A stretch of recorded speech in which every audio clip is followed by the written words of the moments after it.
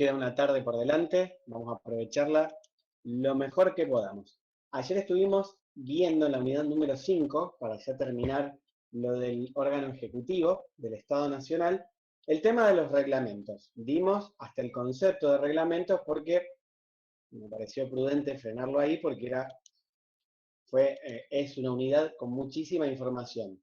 Habíamos dicho que los reglamentos son una declaración, ¿sí?, unilateral, efectuada por un órgano en ejercicio de sus funciones administrativas. Ahí lo remarqué en el chat y cuando lo expuse, cuando se los comenté a ustedes, que produce efectos jurídicos generales, o sea, crea derechos y obligaciones a un número indeterminado de personas de forma directa. Si un reglamento tiene fuerza de ley entre comillas, para no confundir lo que es una ley y lo que es un reglamento. Habíamos dicho que el que dicta reglamentos por excelencia es el órgano ejecutivo.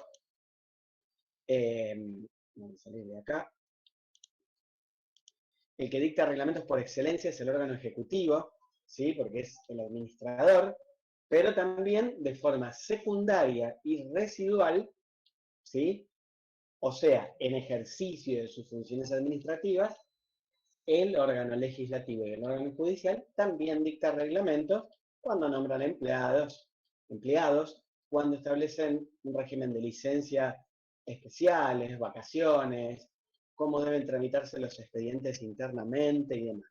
Pero a no olvidarnos esto, lo hacen de forma secundaria o residual, porque la función primordial o principal es precisamente del legislativo crear y sancionar una ley, y del judicial resolver un conflicto a través de una sentencia. ¿Bien? Hola Mica con cámara, así me gusta, vamos. Más cámaras, más cámaras. Lo hacen en forma secundaria. ¿Bien? Si estamos exponiendo y decimos que el Ejecutivo, bien Mati, dicta reglamentos y no decimos que lo hace en ejercicio de su función administrativa, bueno, vaya y pase, no hay problema con eso. Se entiende que está gestionando y que está administrando. Cuando avancemos un poquito más, ¿sí?, en las exposiciones estas, nos vamos a dar cuenta que el Ejecutivo no solo administra, sino que hace otro tipo de actividades, como por ejemplo recibir a un embajador, nombrar a un juez, declarar la guerra y la paz, y eso no son precisamente, no están relacionadas esa actividad del Ejecutivo con la administración, con lo cual son otro tipo de actos que se llaman actos institucionales o actos de gobierno, que lo vamos a ver más adelante. ¿Sí? Pero la mayoría abrumadora de la actividad ejecutiva es siempre administrativa. ¿Sí? Bien, dicho esto, esta aclaración, mirando un poco el retrovisor para que no quede lo de ayer desconectado con lo que vamos a ver hoy, vamos a empezar a ver los 4 tipos de reglamento. Si en el final se pregunta, bueno, vamos a hablar de los tipos de reglamento, tranquilidad ante todo, están en el programa, ¿sí? Está bueno verlo a eso, el programa es tu derecho, usalo, lo podés tener, lo debes tener. Bien, en el programa anterior no estaba, decía reglamentos, bueno, y era un baile terrible porque a veces salían algunos, otros no, por las ansiedades y todo eso, entendible. Ahora no, vamos a verlos juntos del programa. Mirá, voy a ver si puedo copiar y pegar todo esto, a ver si me deja. Hoy tengo las pestañas dispuestas de otra manera, pero no importa. Creo que sí que me deja. Bueno, si no, queda así como está y listo. Profe, Sí. perdón, ¿en qué cuadro de cátedra está? Así se empieza a resaltar con los separadores. Esperá que yo no lo sigo por página, pero ya te digo, lo tengo abierto esta vez para hablar del mismo idioma, pero no sé. Mira, este es el punto número 5, no me figura la página. Se ve que lo tengo en un modo que no me aparece en las páginas. A ver si puedo solucionarlo por acá.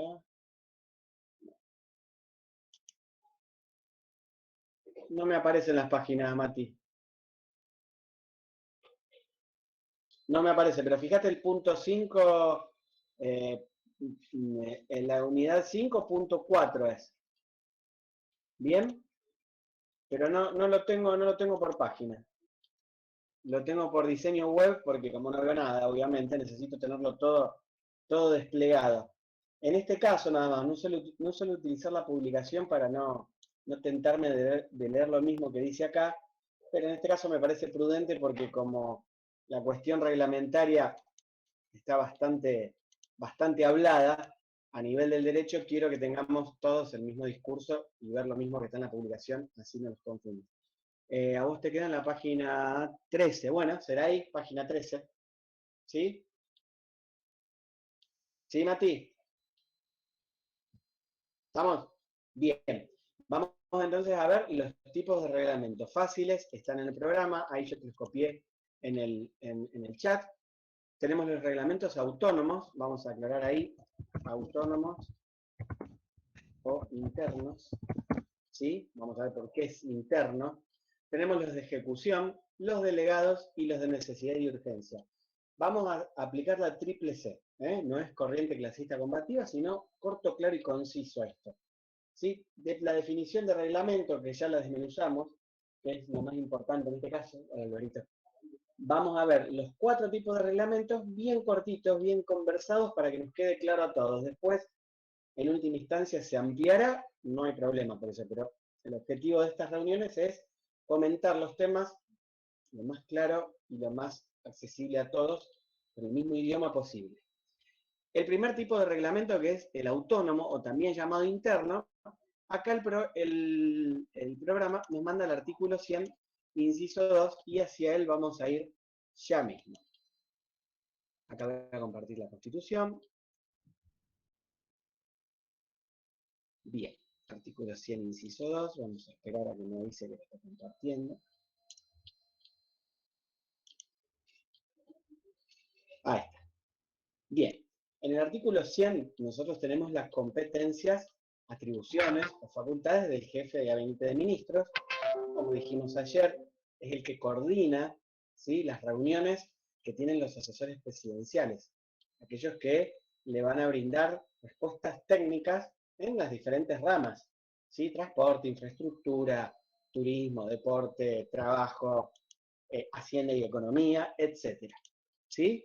Acá el artículo 100, inciso 2, nos dice que dentro de las atribuciones del jefe de gabinete está la de expedir los actos y reglamentos que sean necesarias para ejercer las facultades de este artículo y aquellas que le delegue el presidente con el refrendo de, bueno, eso con el refrendo no importa. Expedir los actos y reglamentos necesarios para ejercer facultades. Vamos a cortarlo ahí, porque me parece, el resto del artículo lo dejamos. Bien, ¿qué es un reglamento autónomo interno? Con nuestras palabras. El reglamento autónomo interno es toda declaración unilateral, de voluntad, siempre en ejercicio de las funciones administrativas que dicta un órgano, en este caso el Ejecutivo, puede ser también cualquiera de los otros dos, que produce efectos generales y directos, pero acá son internos. ¿Por qué? Porque regulan el funcionamiento de la administración pública, y ya le vamos abriendo la puerta cada vez más al derecho administrativo que comienza en la unidad 6, regula el funcionamiento interno de la administración pública.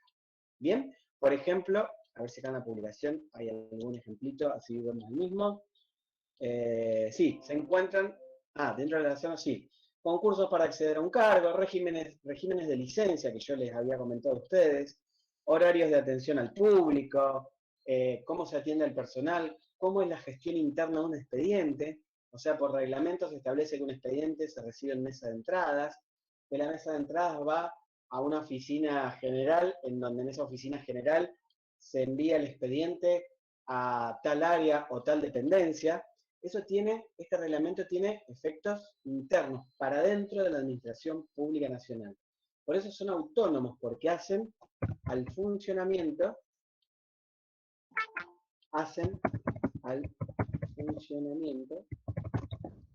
de la administración pública. ¿Sí? Por eso son autónomos o internos. Autónomos o internos. Ahí ustedes verán en la publicación, que eso les quería comentar ayer, que vi que en la publicación está, y me quedo tranquilo, porque la verdad que no me acordaba, que habla de lo que se llama zona de reserva de la administración. Esta es una palabra rara, no la escucho muchas veces en los exámenes, pero por las dudas no vaya a ser cosa que alguien salga sorteado, no va a ser en mi caso, lo aclaro, pero se los voy a comentar. La zona de reserva de la administración es una pequeña franja, una pequeña área dentro de la cual la administración tiene cierta discrecionalidad. Acá lo voy a poner, franja o área, dentro de la cual la administración puede actuar con cierta discrecionalidad. ¿Qué significa esto? Discrecionalidad. Pues. Discrecionalidad. ¿Qué significa esto? De hecho, está ya sabido, obviamente, más a esta altura de la materia, que todas las actuaciones de los órganos, cualquiera sea, el ejecutivo, el legislativo y el que vamos a ver dentro de un ratito, el judicial, están reglados.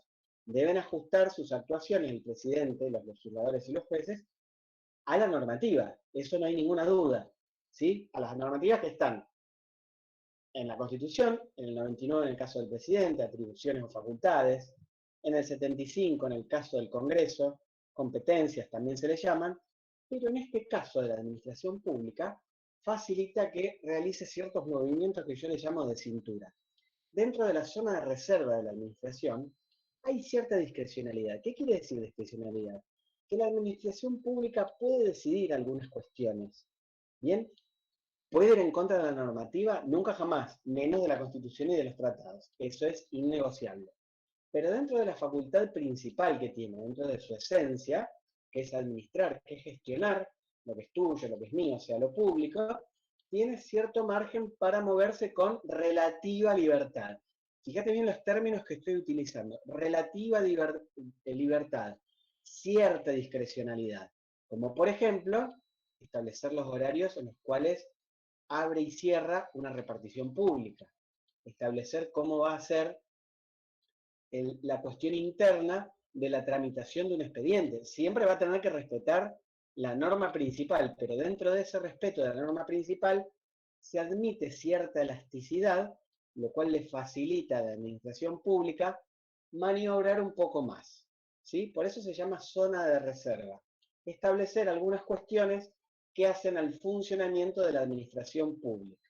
Relativa libertad. Eso se llama zona de reserva de la administración pública, que lo hace a través del dictado de los reglamentos autónomos. Obviamente que no va a tener el mismo reglamento la oficina de tránsito que la oficina de inspección de alimentos. ¿Sí? Son dos dependencias distintas, por más que dependan de la Municipalidad de San Nicolás, seguramente van a tener dos reglamentos distintos e internamente se manejarán de forma distinta. Obviamente que van a estar de acuerdo con la normativa general, pero van a tener cierto margen de maniobrabilidad de acuerdo a las funciones que cada una tiene que desempeñar. La de tránsito referida a las cuestiones de tránsito y la de alimentos referida a los alimentos. Por ejemplo, se manejan a través de los reglamentos autónomos. Insisto, cierta discrecionalidad, relativa libertad, nunca en contra de la normativa, pero con un margen de maniobrabilidad un poco mayor para permitirle al Ejecutivo que pueda administrar y no esté tan encorsetado como se dice. Bien, esos son los reglamentos internos. No quiero comentarles más, así no les hago lío ni nada de eso. ¿Sí? Son los que hacen al funcionamiento interno, al que hacen el funcionamiento de un respectivo organismo. Bien, que puede ser cualquiera, dirección de tránsito, de deportes, de cultura, no sé, las municipalidades tienen diferentes direcciones o secretarías también, que están todas reguladas internamente por diferente normativa. Bien, por otra parte tenemos los reglamentos de ejecución que están en el artículo 99, inciso 2 de la Constitución. Estos son los más fáciles, y está bueno que yo no deje de hablar y los busque. Artículo 99, inciso 2. Nos vamos a las facultades del presidente. El presidente de la Nación tiene las siguientes atribuciones, competencias o facultades. Inciso 2.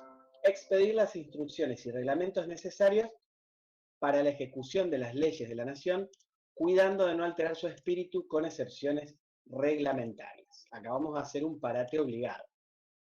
Bien, porque es bastante claro, pero vamos a comentar brevemente algo. Mirá, qué es lo que hace un reglamento, o cuál es la finalidad del dictado de un reglamento de ejecución? Poner en práctica una ley. Poner en práctica una ley. Aclarar conceptos, etc. Las leyes, ¿sí? Las leyes siempre, o por lo general, son un marco, ¿sí? Por ahí habla de tiempos, por ahí habla de vehículos, por ahí habla de utiliza diferente terminología. Una ley está dicho en sentido general, en sentido abstracto. ¿Qué es lo que hace el reglamento de ejecución? Trae, diríamos, este barrilete lo trae a tierra. Dice, bueno, se entenderá por vehículo los rodados siguientes: motocicletas, automóviles, pick-ups, casas rodantes, yachts, etc. Se entenderá por tiempo el que abarca de tal día a tal día, de tal hora a tal hora. Bien, la ley siempre es general, habla de vehículos y habla de tiempo, pero uno se pregunta, bueno, ¿cuál es vehículo? ¿Qué se entiende por vehículo? ¿De qué tiempo estamos hablando? ¿Cómo se pone en práctica una ley? Ahí está el reglamento. Es lo mismo que si compráramos, chicos, un juego, ¿sí? Bueno, vamos a empezar a jugarlo, dale. ¿Quién empieza? Y que empiece el que saca el número mayor.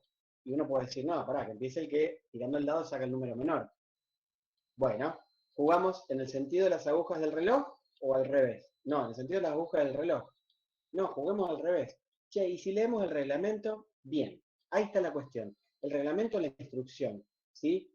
El reglamento nos dice cómo se va a aplicar una ley. Cómo se va a aplicar una ley. Bien, reglamentos de ejecución miles de millones. Bien, porque en principio todas las leyes tienen o deberían, lo digo en potencial, deberían tener su reglamento de ejecución, porque si no, caemos en una generalidad, en una abstracción que puede en muchos casos tornar impracticable a la ley, ¿sí? Porque una ley que nos hable, no sé, de vehículos, de tiempos, de establecimientos educativos, y no diga a qué establecimiento educativo se refiere, si a los primarios, secundarios, terciarios, universitarios, etcétera, es una ley que quedaría, sería de imposible aplicación. Por eso aparece el reglamento de ejecución que nos va a decir cómo se va a aplicar esa ley, cómo se va a llevar a cabo. Eso es lo que establece un reglamento de ejecución. Y nos dice algo importante a tener siempre en cuenta. El reglamento de ejecución no puede alterar el espíritu de la ley, obviamente. Cuando se dicta un reglamento de ejecución, ¿sí? No tiene que obstaculizar la aplicación de una ley, no tiene que ponerle palos en la rueda, como se dice. Bien, si está hablando, por ejemplo, de que, bueno, para salir e ingresar del país debe hacerse a través de aduana, pasando por migraciones, bueno, está muy bien. ¿Dónde van a estar los puestos fronterizos? ¿Qué documentación hay que llevar? Ahora, si dentro de la documentación que hay que llevar, este reglamento de ejecución pide, por ejemplo, un montón de documentos, declaraciones juradas de los últimos 10 años, documentos anteriores, partidas de nacimiento, partidas de matrimonio, si el que quiere pasar es un esposo y una esposa, etcétera. Bueno, ahí en ese caso está tornando a la ley de difícil aplicación. Por eso nos dice, cuidando de no alterar su espíritu con excepciones reglamentarias. O sea, le está diciendo la Constitución al Ejecutivo: reglamentar, decir cómo se va a aplicar la ley, pero ojo, no te excedas, no la hagas difícil. Explicar, aclarar, nada más. Bien, facilitar, no obstaculices. ¿Estamos? Porque si el Ejecutivo establece para entrar y salir del país, por aduanas, por migraciones, y establece que hay que llenar un montón de formularios, presentar un montón de documentación, sería casi imposible entrar y salir del país. Con lo cual acá está diciendo reglamentar, regular, decir cómo, pero no te excedas. ¿Sí? Eso es lo que nos está diciendo la Constitución. Bien, por otra parte tenemos también a los reglamentos delegados. Acá los delegados, alguna referencia, seguramente va a ser la publicación, ahora lo voy a chequear, al artículo 76. A ver si dice algo. Acá. ¿Dice o no dice? Sí, al principio me parecía. Bien, volvemos. tenemos que ir al 76, me imaginaba que iba a ser así. ¿Te acordás que el 76 hablaba de la delegación legislativa, que en principio, y en esto nos mantenemos bien firmes, está prohibida? Bien, vamos a poner acá, delegación legislativa prohibida. Pero había excepciones.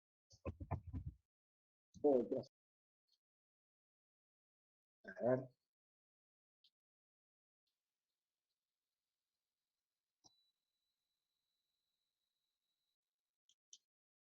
¿Se escucha, chicos? Porque desapareció la pantalla. Ah, uniéndome, no. Bueno.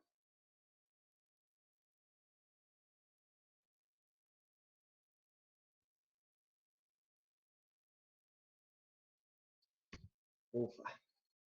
A ver.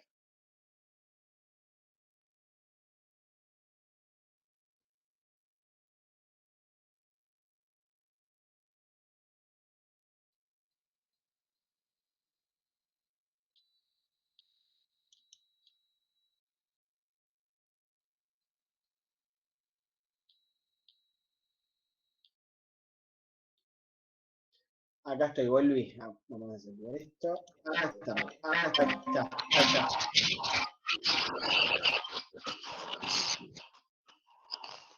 ¿Se escucha bien? Acá está.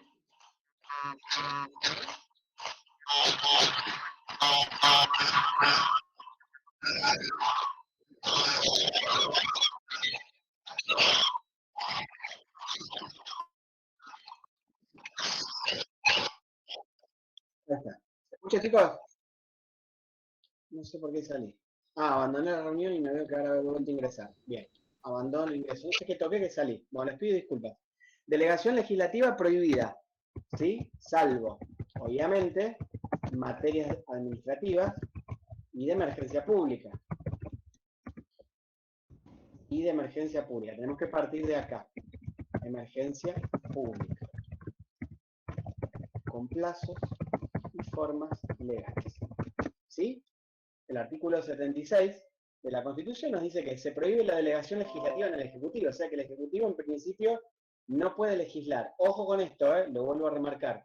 No es que el Ejecutivo no puede dictar leyes. Nunca puede dictar leyes el Ejecutivo. ¿Sí? Pero legislar no significa solamente dictar leyes, sino dictar normas. Bien, legislar implica dictar normas. Bien, no leyes necesariamente, el Ejecutivo no dicta leyes. Si vamos al caso, hay dos tipos de normas en sentido general. Leyes formales, bien, las del Congreso y legislaturas, y leyes también llamadas materiales, el resto de la normativa. ¿Acá qué está diciendo la Constitución? ¿Que el Ejecutivo no puede dictar leyes? No, que el Ejecutivo no puede dictar normativa, pero obviamente que la excepción está en cuestiones determinadas de administración, porque me acuerdo que esto lo comenté cuando estuve allá en San Nicolás, porque es propio del Ejecutivo, hace a su esencia. Si el Ejecutivo no pudiese dictar normas para realizar cuestiones referidas a la administración, ¿cómo lo va a hacer? Con lo cual la excepción es entendible, también en casos de emergencia pública, que ya lo dijimos, como por ejemplo estos tiempos pandémicos cuando empezaron, algún terremoto, una declaración de guerra a un país, una declaración de paz, etc. Pero tiene que hacerse por un tiempo determinado y de acuerdo a lo que el Congreso establezca, ¿sí? Porque el órgano que legisla por antonomasia, por excelencia, es el Congreso. Bien, acá en los reglamentos delegados hay una particularidad. Está esta autorización del Congreso para que el Ejecutivo legisle, por eso se llaman reglamentos delegados, bien, pero tenemos que tener en cuenta algo también. Nunca,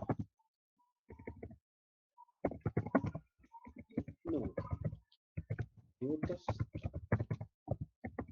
materia penal, partidos políticos, régimen electoral. Bien, así juntamos y vamos a verlo acá en el artículo. Mudamos al 99 inciso 3, es un paseo este, ¿eh? 99 inciso 3, párrafo 3, que después lo vamos a volver a ver, y no se trate de normas que regulen materia penal, tributaria, electoral o de partidos políticos. ¿Bien? O sea que está totalmente prohibida por cualquier tipo de reglamento que el presidente cree un impuesto, una tasa, una contribución especial o de mejoras, que el presidente cree un nuevo tipo penal. Tipo penal, ¿qué significa?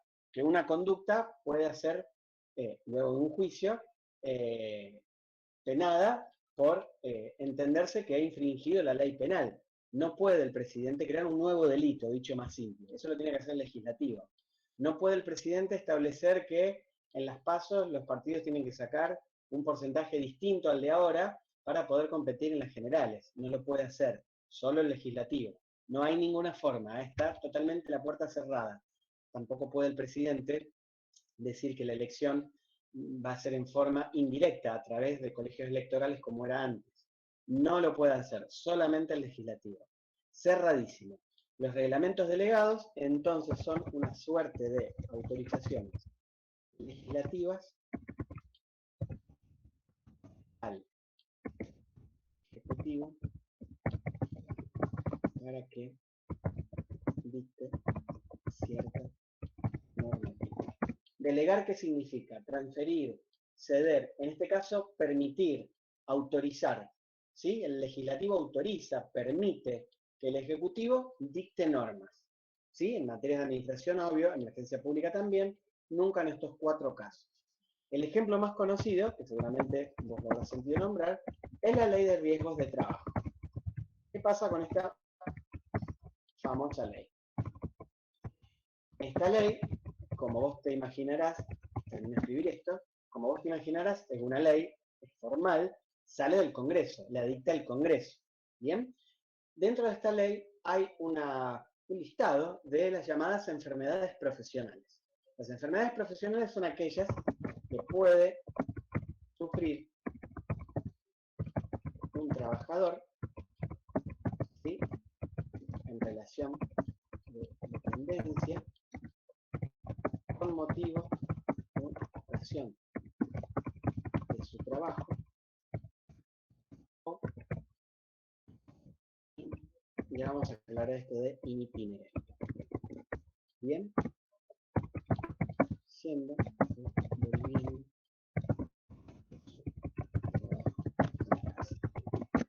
bien, este listado de enfermedades profesionales, o sea, se entiende por enfermedades profesionales la que puede sufrir un trabajador mientras está trabajando o mientras está yendo desde su casa al trabajo y desde el trabajo a su casa. Pero, ojo, por el camino más corto, ¿eh? ¿Sí? Si el trabajador está trabajando a 10 cuadras de su casa y dice, no, antes de ir a mi trabajo me doy una vuelta por el centro o por la costanera y después voy a trabajar y en la costanera sufre un accidente, eso se tiene que hacer cargo él, porque está tomando el camino más largo. In itinere en latín significa en el itinerario, o sea, en el recorrido. O recorrido. ¿Sí? Si de su casa al trabajo, del trabajo a su casa, como decía Perón, sufre un accidente, la ley de riesgo de trabajo lo cubre. Se va a tener que hacer cargo la ART. Ese listado de enfermedades profesionales fue elaborado por el Ministerio de Trabajo. ¿Sí? El Ministerio de Trabajo depende del Ejecutivo. Mirá que dije depende, no es el Ejecutivo, no forma parte del Ejecutivo. El Ejecutivo es unipersonal, depende del Ejecutivo.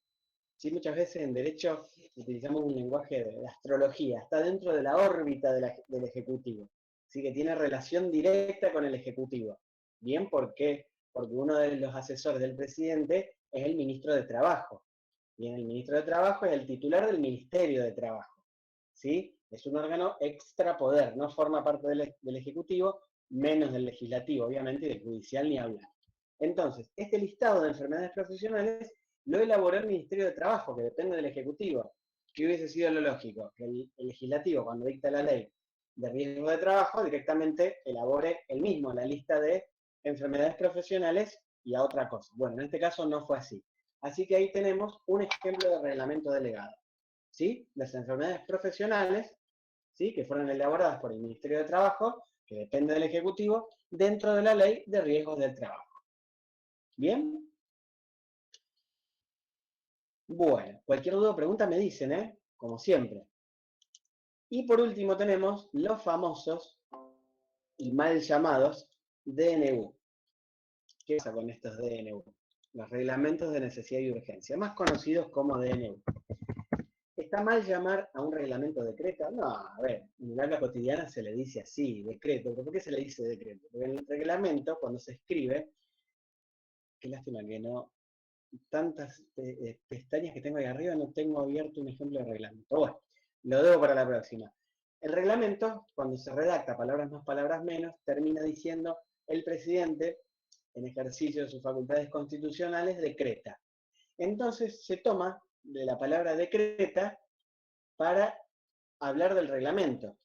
Bien, lo técnicamente correcto es hablar de reglamento de necesidad y urgencia, no de DNU o decreto de necesidad y urgencia. ¿Qué pasa, profe, si yo lo escribo o lo digo? No pasa nada, en absoluto. Yo te lo comparto y te lo comento para que tengamos el vocabulario más adecuado posible. No pasa nada, seguí adelante, nadie te va a decir que está mal en absoluto. Es lo mismo que si uno dice Poder Ejecutivo, Legislativo, Judicial. Lo correcto ya sabemos cómo es, que son órganos y el poder es uno. Bueno, acá pasa exactamente lo mismo. La denominación correcta es reglamento y no decreto. Pero bueno, da lo mismo, no es el caso. Vamos para eso al artículo 99, inciso 3. Mira, el 99, inciso 3 dice, en cuanto a los reglamentos de necesidad y urgencia, solamente se van a dictar estos reglamentos de necesidad y urgencia, ¿sí? Cuando circunstancias excepcionales hicieran imposible seguir los trámites ordinarios previstos por esta Constitución para la sanción de leyes. Vamos parando de a poco y vamos comentando algo, porque acá hay que desmenuzar un poquito. ¿Sí? Cuando no se puede esperar que se dicte una ley, porque vos sabés que para dictar una ley tiene que empezar por una Cámara, lograr las mayorías necesarias, pasar a la otra, lograr las mayorías necesarias, y eso demanda tiempo. A lo mejor si es una cuestión urgente de emergencia pública o de administración, tiene que apurarse el tranco, como se dice en la calle. Bueno, cuando circunstancias excepcionales, no ordinarias ni comunes, hicieran imposible seguir los trámites ordinarios previstos por esta Constitución para la sanción de una ley, y acá está lo que te dije recién, y no se trate de normas penales, tributarias, electorales o de régimen de partidos políticos, bien, esto lo vamos a poner acá, así lo vamos viendo del chat, que me parece que colabora bastante, podrá dictar decretos, acá dice decretos, utiliza mal el término por cortar, podrá dictar decretos de necesidad y urgencia, y lo vamos a cortar ahí. Podrá dictar decretos de necesidad y urgencia. Bien, decretos o reglamentos para hablar más correctamente. Pero bueno, no me importa la terminología en este caso, con comentárselas a ustedes es suficiente. En casos entonces extraordinarios, aquellos que están fuera de lo común, el presidente, por cuestiones administrativas, de emergencia pública, puede normar, ¿sí? Puede dictar normativa. Nada penal, nada tributario, ni de partidos políticos, ni de regímenes electorales. Bien, pero ¿qué pasa? Vamos leyendo juntos. Estos reglamentos de necesidad y urgencia serán decididos en acuerdo general de ministros que deberán refrendarlos conjuntamente con el jefe de gabinete de ministros. Acá nos tenemos que detener un poquito en este particular reglamento, que si hay un reglamento que siempre se pregunta es este de necesidad y urgencia, por eso me detengo. Lo dicta el presidente, ¿sí? Pero no lo firma solo el presidente, ¿eh? Lo tienen que firmar por lo menos 3 funcionarios. El presidente seguro, obviamente, no puede faltar. El jefe de gabinete de ministros también. Refrendar significa firmar con. Refrendar significa firmar con. ¿Sí? Acompañar con su. ¿Bien? Tiene que tener 3 firmas. La del presidente, obviamente, la del jefe de gabinete de ministros, ni hablar, y la del ministro de, como se dice en el lenguaje técnico, cartera, rama, o vamos a decir, o materia, ¿sí? Sobre la cual refiere el reglamento. Por ejemplo, si es una cuestión de salud, tiene que estar firmado por el presidente, por el jefe de gabinete de ministros y por el ministro de salud. Si es una cuestión de infraestructura, por el presidente, por el jefe de gabinete y por el ministro de infraestructura. Sí o sí tienen que llevar esas 3 firmas. Si no, el reglamento o el decreto, como dice la Constitución, le falta alguna de esas firmas, es nulo de nulidad absoluta, no tiene ninguna validez, no crea derechos y obligaciones, no hay forma con esto, porque la Constitución acá es bien clara, ¿bien? Los que deberán ser decididos en acuerdo general de ministros, que deberán refrendarlos conjuntamente con el jefe de gabinete de ministros. 3 lo firman si es una cuestión de trabajo, presidente, jefe de gabinete y ministro de trabajo. Mira, avanzamos un poquito más. El jefe de gabinete de ministros, personalmente, y dentro de los 10 días, someterá la medida a consideración de la Comisión Bicameral Permanente. Acá aparece un órgano nuevo, que es la Comisión Bicameral Permanente. Bien, cuya composición deberá respetar la proporción de las representaciones políticas de cada Cámara. Comisión bicameral. Ahí nos está diciendo algo. Cámara de Senadores. Es un poco denso esto, pero bueno, ya después se hace más dinámico. Cámara de Senadores, la Comisión Bicameral está compuesta por senadores y diputados. Dentro de los 10 días lo tiene que llevar el jefe de gabinete de ministros personalmente, este reglamento de necesidad y urgencia, a la Comisión Bicameral Permanente, ¿sí? Para que lo considere. Acá yo me adelanté. Esta comisión, dice el artículo, elevará su despacho, o sea, su decisión, en un plazo de 10 días al plenario de cada Cámara para su tratamiento. Vamos a cortarlo ahí, porque después habla de mayorías absolutas y demás, y no quiero confundir. Y ahora vamos después a contar cómo queda esto. Bien, el jefe de gabinete de ministros dice personalmente, va con su carpetita, lo entrega a la Comisión Bicameral Permanente, la Comisión Bicameral Permanente dentro de los 10 días analiza este reglamento de necesidad y urgencia, si es factible o no es factible. Mientras tanto te comento, obviamente que estamos en Argentinalandia, ya el reglamento de necesidad y urgencia se está ejecutando. Uno diría, pero pará, profe, ¿cómo se está ejecutando si todavía no tiene el visto bueno del legislativo? Ah, bueno. Eso si querés armamos otro meet en la semana y lo vemos, pero bueno, acá pasa de todo, eso pasa. Mientras lo están analizando, ya se está ejecutando. Pero bueno, no debería ser así. Esta comisión, cuando recibe esa carpetita que le lleva el jefe de gabinete, ve el reglamento de necesidad y urgencia y en 10 días lo analiza. Si le levanta el pulgar, lo manda al Congreso para que el Congreso lo transforme en ley. Si le baja el pulgar, que rara vez pasa, te diría que casi nunca, vuelve esa carpetita a la órbita del Ejecutivo con las observaciones correspondientes para volver a analizar ese reglamento de necesidad y urgencia y de nuevo volverlo a enviar a la Comisión Bicameral Permanente o no dictarlo. Nunca pasa eso. Por eso está bueno, yo soy partidario de que el legislativo, que es el órgano más importante de los 3 para mi juicio, esté compuesto por la oposición en su mayoría, porque si no termina siendo una escribanía del gobierno. Si el gobierno, sea el gobierno que sea, no me interesa. El gobierno decide algo, a través de un reglamento de necesidad y urgencia, y lo pasa a la Cámara de Diputados y Senadores donde tiene mayoría, directamente gobierna y hace lo que quiere. Pero si del otro lado sabe que alguien le va a poner un freno, que alguien va a estar mirando punto por punto, la oposición, no por la oposición misma, una oposición que si está de acuerdo con lo que dice el presidente, tiene que levantarle el pulgar, eso estamos de acuerdo. No pasa acá lamentablemente. Pero si el presidente sabe que tiene el legislativo en contra, bueno, va a gobernar de una forma distinta, sea el presidente que sea. Se llaman derechos pesos y contrapesos, ¿bien? Como si fuera una balanza. Que no quede la balanza así, porque si no está desequilibrada, que trate de estar así. Un presidente con un legislativo opositor en su mayoría, como para que lo pueda controlar más efectivamente. La comisión estudia este reglamento de necesidad y urgencia y en 10 días lo manda a las cámaras para que lo traten. Bien, el que de inmediato considerarán las cámaras. Estamos, y ahí termina esta cuestión de los reglamentos de necesidad y urgencia. ¿Cómo queda? ¿De qué trata? En circunstancias excepcionales, o sea, no ordinarias. Por ejemplo, una declaración de guerra de un país, la pandemia, como dijimos antes, un sismo en una provincia cuyana, una inundación, u otra cuestión que exceda del ordinario, de lo normal, de lo corriente, y que hiciera imposible por cuestiones temporales, que en tiempos de pandemia, de sismos, de declaraciones de guerra o de paz, es lógico, el presidente resuelve. Pero como está siempre controlado por el Ejecutivo, resuelve a través de un reglamento de necesidad y urgencia. Nunca cuestiones penales, tributarias, partidos políticos y regímenes electorales, eso está cerrada la puerta, no hay ninguna excepción, lo resuelve a través de un reglamento de necesidad y urgencia. Una vez que lo resolvió, se va el jefe de gabinete con su carpetita abajo del brazo, golpea en el despacho de la comisión bicameral permanente, que está compuesta por diputados y senadores, dicen, acá está este reglamento de necesidad y urgencia que dictó el presidente, lo dejo para que lo estudien, se reúnen los de la comisión bicameral permanente, le levantan el pulgar, va a las cámaras para su tratamiento, o sea, cuando lo mandan a la cámara para su tratamiento, va como proyecto de ley.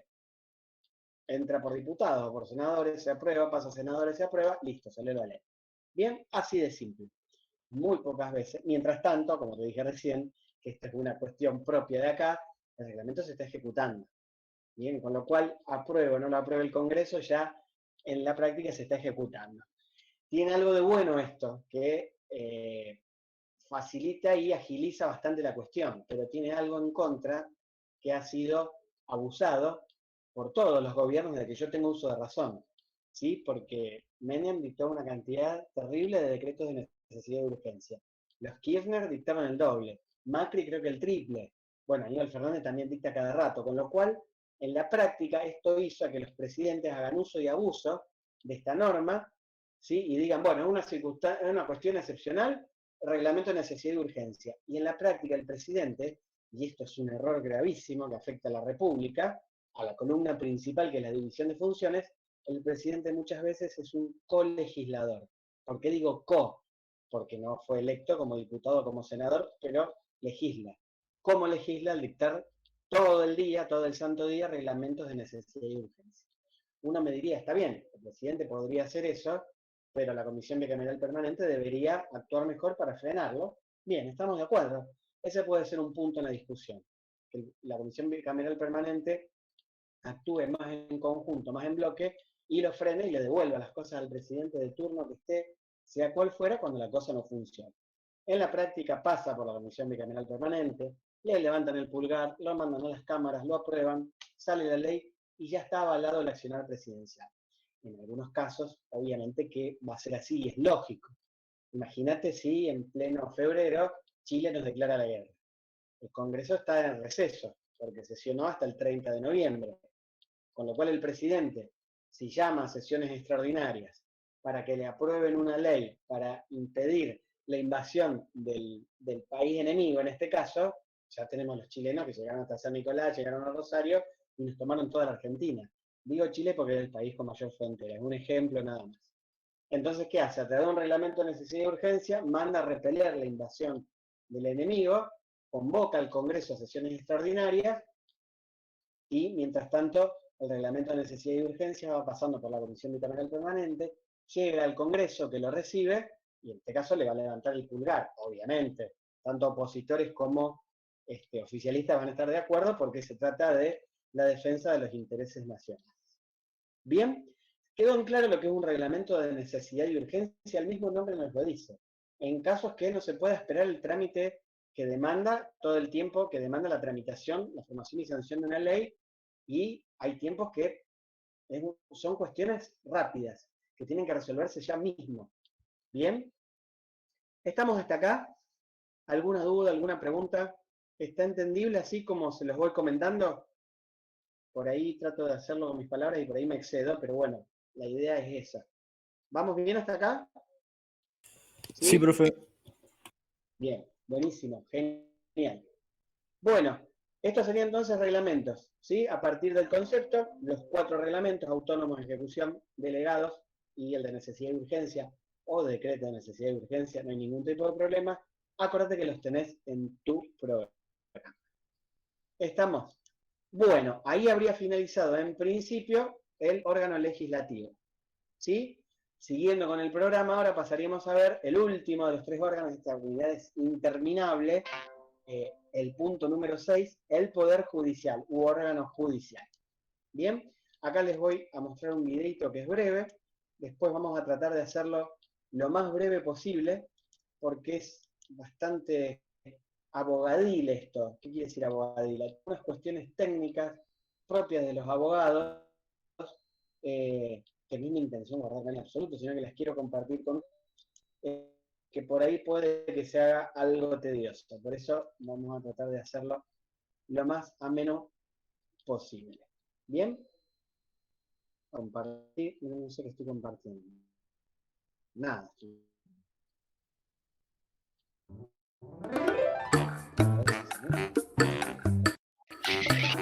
Potencial.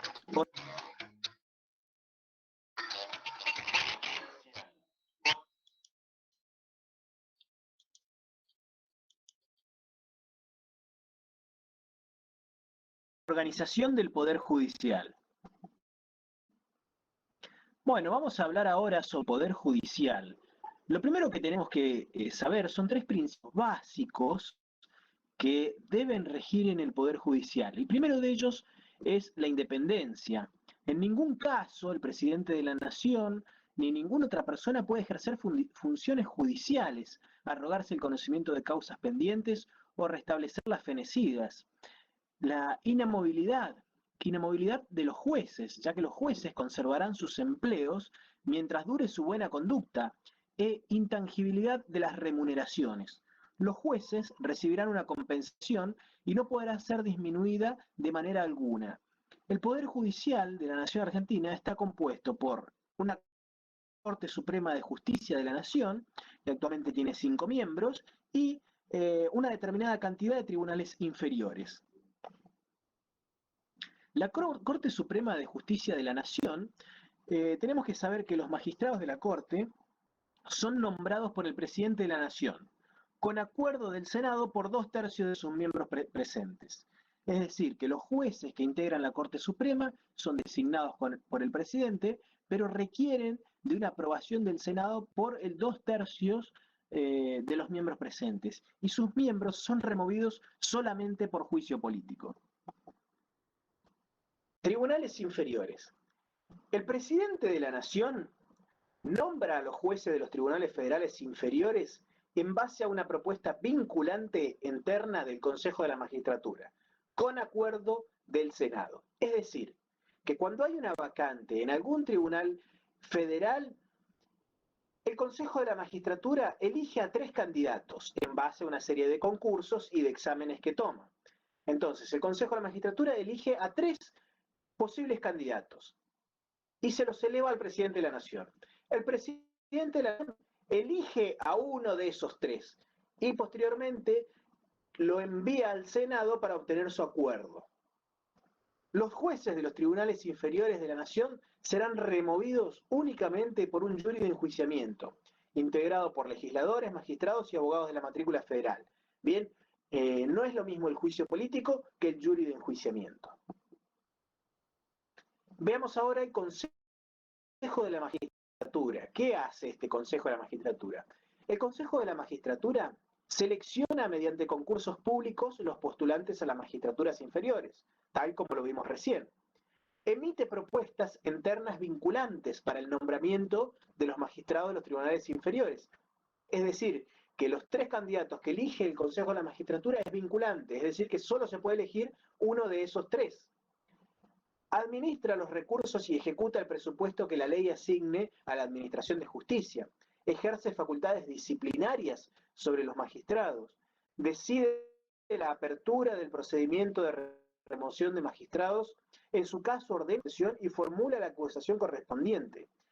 Dicta los reglamentos relacionados con la organización judicial y todos aquellos que sean necesarios para asegurar la independencia de los jueces y la eficaz prestación de los servicios de justicia. El Consejo de la Magistratura está compuesto por los siguientes miembros: 3 jueces, 3 senadores, 3 diputados, un representante del Poder Ejecutivo, 2 abogados de la matrícula federal y un representante académico.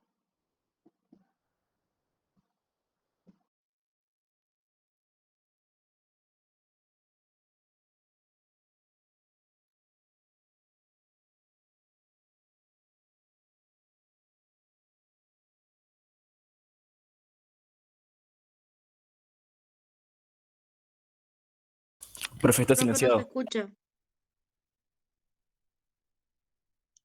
Siempre me pasa lo mismo ahora que no uso auriculares. Bueno, esta fue una pequeña introducción, como les decía, del órgano judicial.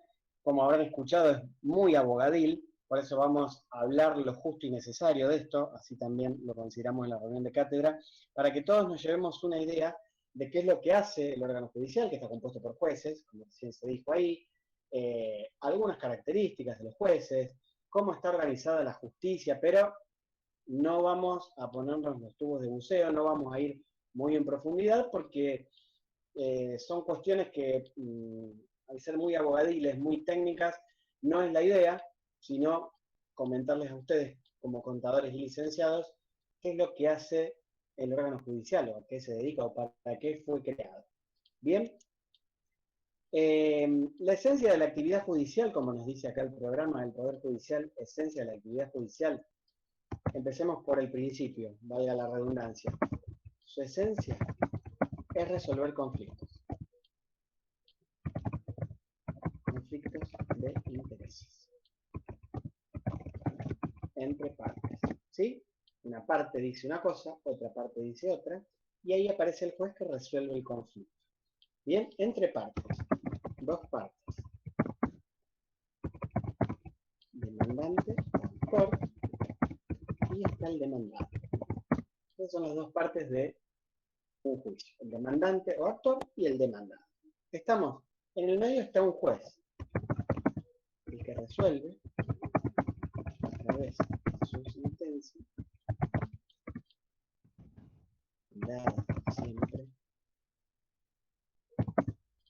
en los hechos y el derecho, vamos a hablar de eso, es el juez.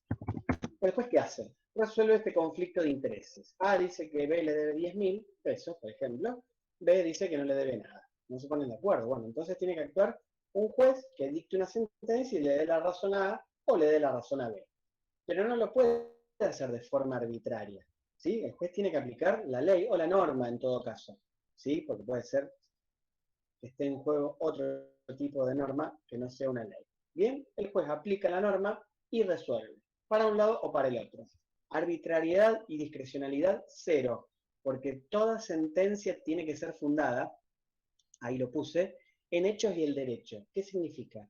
Que el juez cuando dicta sentencia tiene que analizar todo el expediente, enterito, desde la primera hasta la última página. Y dictar sentencia, cuando dicta la sentencia tiene que explicar por qué resolvió de esa manera. Tiene que hacerlo de acuerdo a lo que establece la normativa. No porque le cayó bien el actor o porque le cayó bien el demandado. ¿Bien? Sino que tiene que estar fundado en hechos y el derecho. ¿Sí? Porque si el juez resuelve y no justifica por qué resolvió de esa manera, algo de eso dijo el video recién, puede ser pasible de remoción, que eso lo vamos a ver en breve. Bien, entonces la esencia de la actividad judicial es esta: resolver un conflicto entre partes, un conflicto de intereses. Es aplicar la ley, que es de alcance general, como toda ley, al caso concreto, y resolver. Así de simple. Bien, aplica la ley, que es de alcance general, la particulariza, la aplica al caso concreto y resuelve.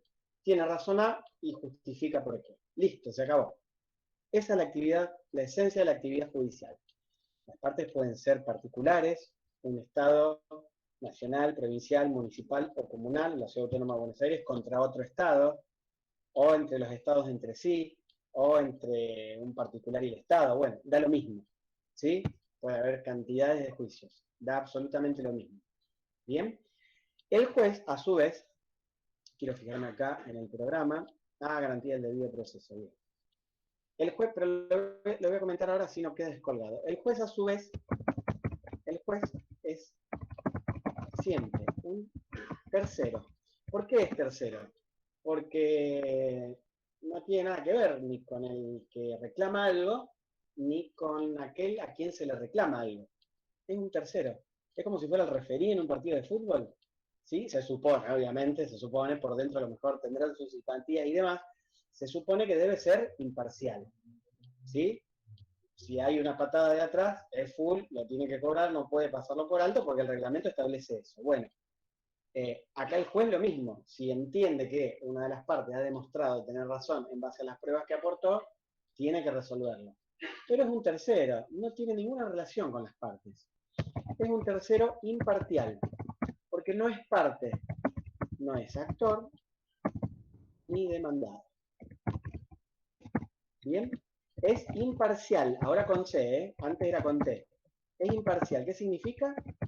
Que no tiene interés en el resultado del juicio, pleito, litigio. Acá pongo sinónimos. ¿Sí? No tiene ningún interés en el resultado del pleito, juicio, litigio.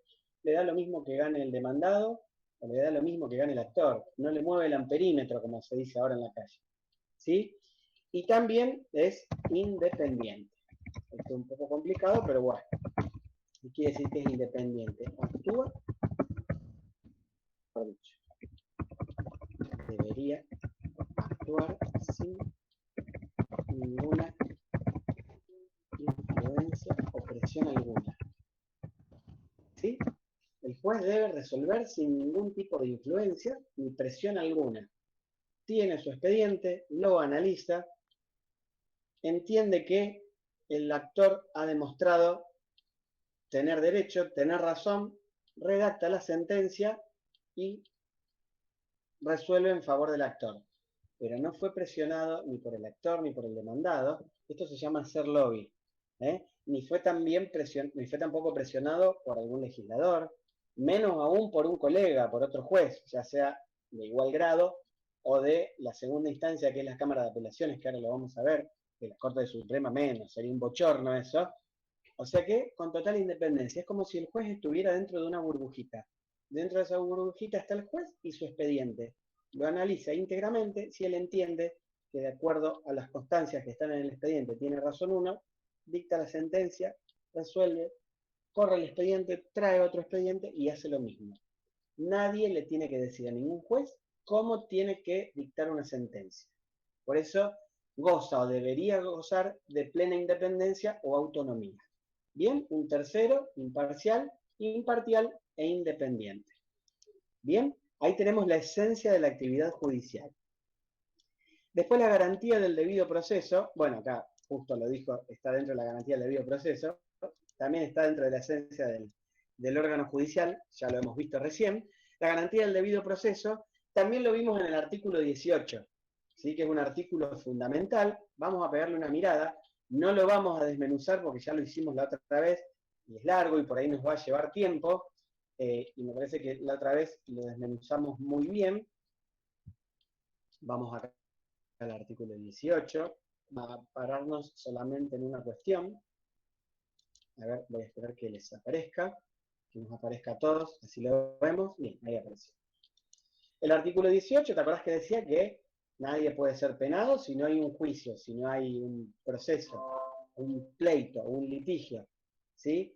Eso tiene que estar, ese litigio tiene que iniciarse, se va a investigar, mejor dicho, en ese juicio, la posible comisión de un ilícito o un hecho que está contemplado en una ley pero anterior al juicio. ¿Sí? No es que se arma el juicio y después sale la ley que dice que tal hecho puede ser delito o no. No, te dice, ningún habitante de la nación puede ser penado sin juicio previo fundado en ley anterior al hecho del proceso. Tampoco puede ser juzgado por comisiones especiales o sacado de los jueces designados por la ley antes del hecho de la causa. Esto es importante y acá vamos a parar porque estos se llaman jueces naturales. Son los jueces naturales. ¿Cuáles son los jueces naturales? Los que te dicen ahí. Bien, los que están designados por ley, o sea, los que están en funciones, en algunas materias del derecho, como en el derecho penal, se les llaman los que están en turno, ¿sí? Porque hay jueces en turno todo el año, y si un hecho se cometió, no sé, el 14 de octubre del 2021, hay que ver qué juez estaba de turno ese día para que el juez ese sea el que resuelva la cuestión. Bien, esos son jueces naturales, los que fueron designados por ley antes del hecho de la causa. Importante esto, antes del hecho de la causa y no a dedo. Antes del hecho de la causa no puesto a dedo. ¿Sí? O sea, discrecionalmente. Esto está prohibido, es inconstitucional, ¿eh?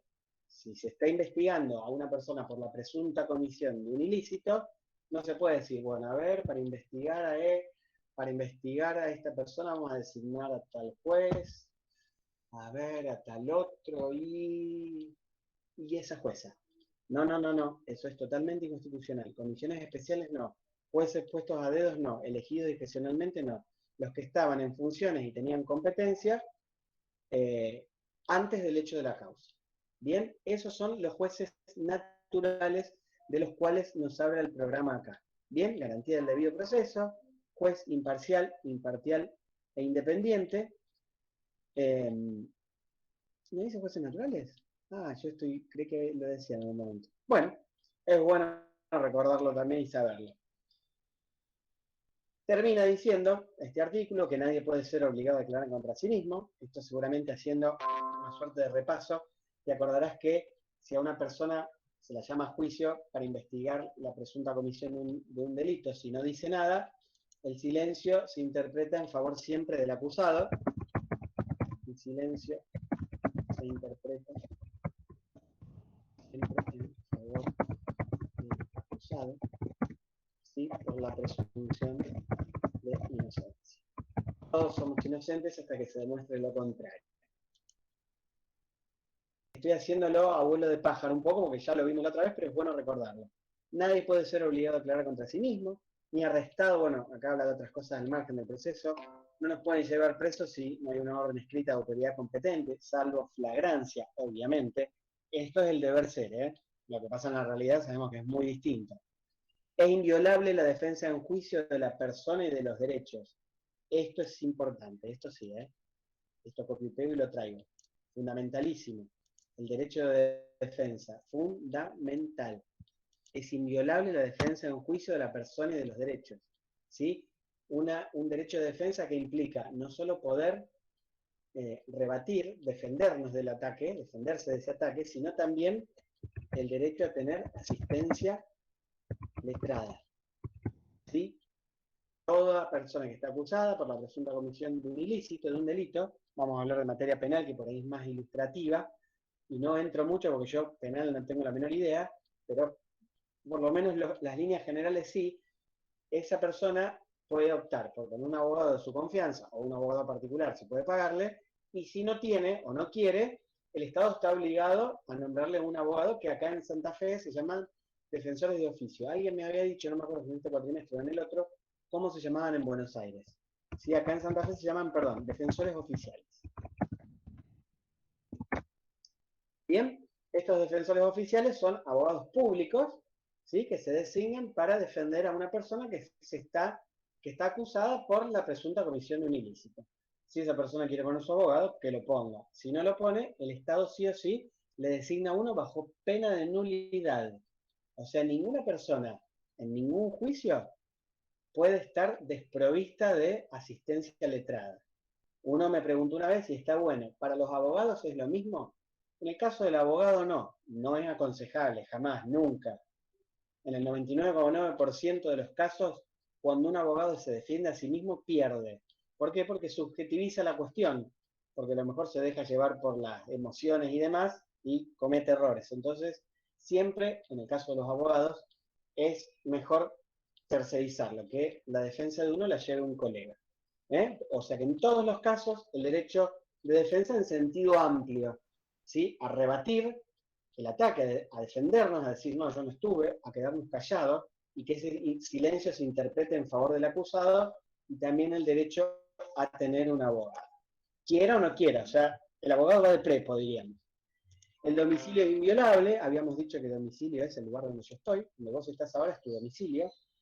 Habíamos dicho, ¿te acordás que había 3 domicilios? El real, que es el del documento, el fiscal a los fines tributarios, y también está el procesal, que es a los fines de un juicio, para que te lleguen las cédulas donde se te notifica del juicio. Generalmente se constituyen los domicilios en los estudios jurídicos, porque las cédulas se mandan a los estudios jurídicos, las recibe tu abogado y te llama y te dice, mira, tal día tenés que ir a declarar, o mira, necesito que vengas al estudio porque tengo que contestar lo que dice la otra parte y tengo un plazo de 10 días, necesito que me cuentes más cómo fue la historia, que me acompañes prueba, así yo puedo armar el escrito y demás.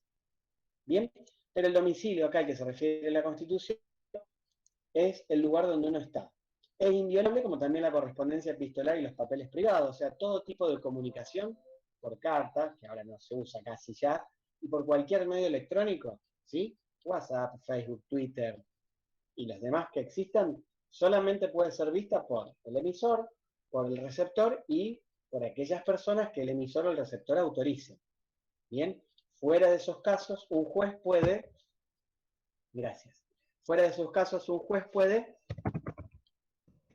dictar una orden que se llama interceptar la comunicación. ¿Por qué intercepta la comunicación? Porque tiene motivos fundados para entender que en el intercambio de correos electrónicos entre distintas personas o de WhatsApp entre distintas personas, ¿bien? O de messages o de lo que fuera, puede haber pruebas relevantes para la causa que a él lo ayuden o contribuyan a dilucidar a ver quién tiene razón, si el actor o si el demandado. Fuera de esos casos no se puede. Bien, solamente la comunicación es entre emisor y receptor y aquellos que ellos autoricen. Una ley determinará en qué casos y con qué justificación procederá su allanamiento y su ocupación. O sea, para que alguien entre a mi domicilio, vamos a cuenta que es mi casa, mi domicilio real no puede entrar nadie, ni la policía, ni gendarmería, ni prefectura, nadie, salvo que yo lo autorice. Si lo autorizo, bárbaro. Pero para entrar a mi casa, por ejemplo, hablando del domicilio real, para hablar de un ejemplo más claro, tiene que venir con una orden de allanamiento. La orden de allanamiento tiene que estar firmada por un juez. Y no tiene que firmarla el juez por puro capricho, sino que el juez tiene que decir por qué entiende que hay que entrar a ese domicilio particular, a esa propiedad privada. ¿Bien? No es que el juez lo dice arbitrariamente, sino que tiene que explicar. ¿Estamos? Y el 18, artículo importante, también dice, bueno, que quedan abolidas la pena de muerte, no solo por causas políticas, sino para todos los casos, los castigos, los azotes, habla de las cárceles de la nación y demás, que no viene acá al caso. Bien, entonces, garantía del debido proceso, juez imparcial, imparcial independiente, como comentamos recién. ¿Sí? Y el artículo 18, verlo, nosotros creo que lo vimos hace un tiempito, ¿o no lo vimos con ustedes el 18? ¿Lo vimos? No me acuerdo si lo vimos, o me confundo con los de Rosario. ¿Vimos el 18 con ustedes o no? Porque si no lo vimos, lo vemos ahora. A ver, díganme, porque ahí tengo la duda. ¿Eh? ¿Lo desmenuzamos bien el 18 con ustedes o no? Me parece que no hay nadie del otro lado. ¿Alguien? Hola. Sí, yo te escucho, profe. Me tendría que fijar en los Mira, ¿lo apuntes. vimos? ¿Qué? Me tendría que fijar en los apuntes. Ah, bueno, porque yo ahora estoy pensando, el artículo 18 viene también en la unidad 5, en la unidad que viene. Con lo cual vamos a hacer una cosa. Vamos a verlo bien ahora, vamos a desmenuzarlo bien, y en todo caso después de desmenuzarlo bien, porque tiene sus particularidades, haríamos un pequeño recreo y después volvemos para terminar esta unidad, porque en la unidad número 5 también viene.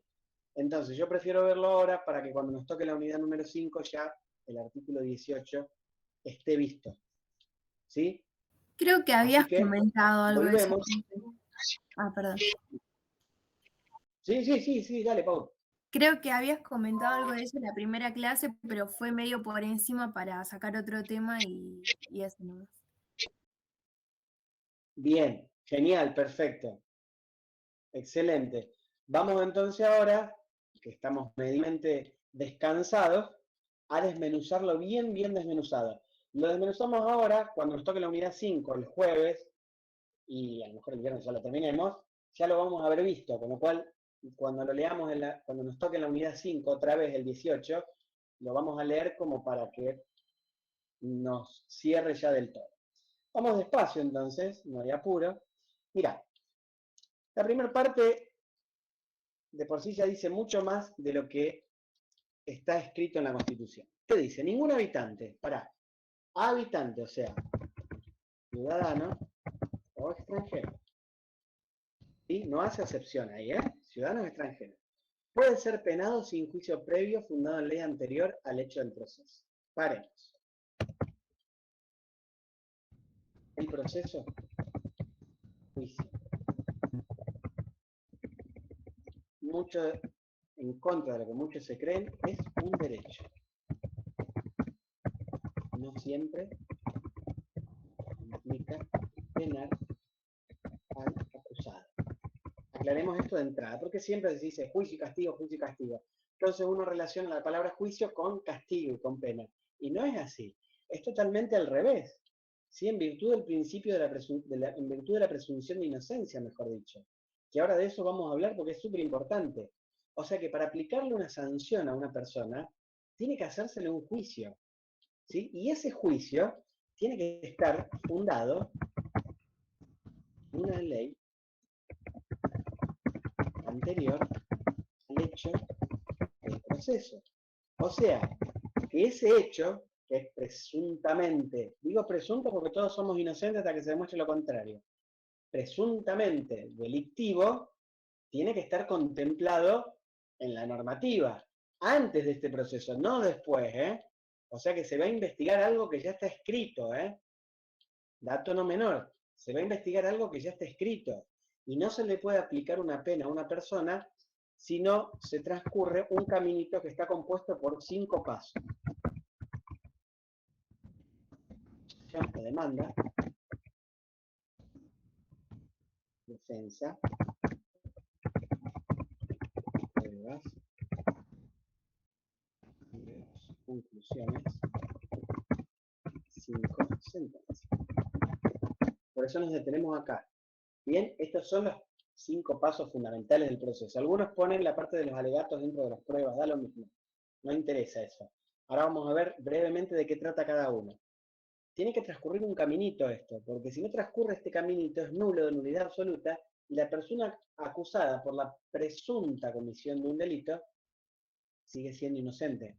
Con lo cual es al revés de lo que muchas veces aparece en la opinión pública. Toda persona, así sea el más chacal de todos, diríamos, aquel que esté investigado por la presunta comisión del delito más aberrante, en principio es inocente. No podemos empezar hablando de un ladrón, de un homicida, de un violador, de un estafador, de un abusador, de un coimero, porque todavía no se dictó sentencia. Que esté acusado de haber estafado es una cosa, que esté acusado de haber matado es otra cosa, que esté acusado de haber cometido el delito de cohecho, que es coima, es otra cosa, pero es inocente todavía. Acusación o demanda. Se le imputa haber sustraído una mochila de tal lugar, tal día, tal hora. Bien, a esa persona se la cita al juicio, en donde se le dice, a usted se lo está acusando de haber robado una mochila que estaba en tal lugar, tal día, tal hora. Acusación o demanda, ataque. Ante el ataque, obviamente que es cuestión de supervivencia misma. Uno tiene que defenderse. Segundo paso, defensa. La defensa puede constar de 3 formas. Vamos a ponerlo así. 2.1, 2.1. Admitir el hecho. 2.2. Negar el hecho.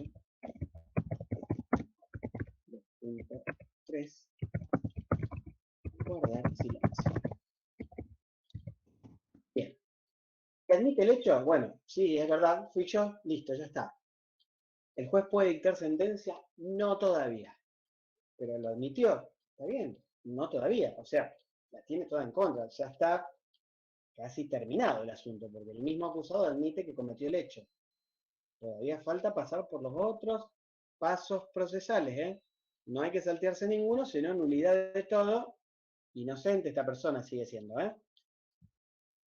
Niega el hecho, bueno, dice, no, yo no fui, después deberá demostrarlo en la tercera etapa, que son las pruebas, ¿sí? Ahora vamos a pasar las pruebas, o si no, puede guardar silencio. El silencio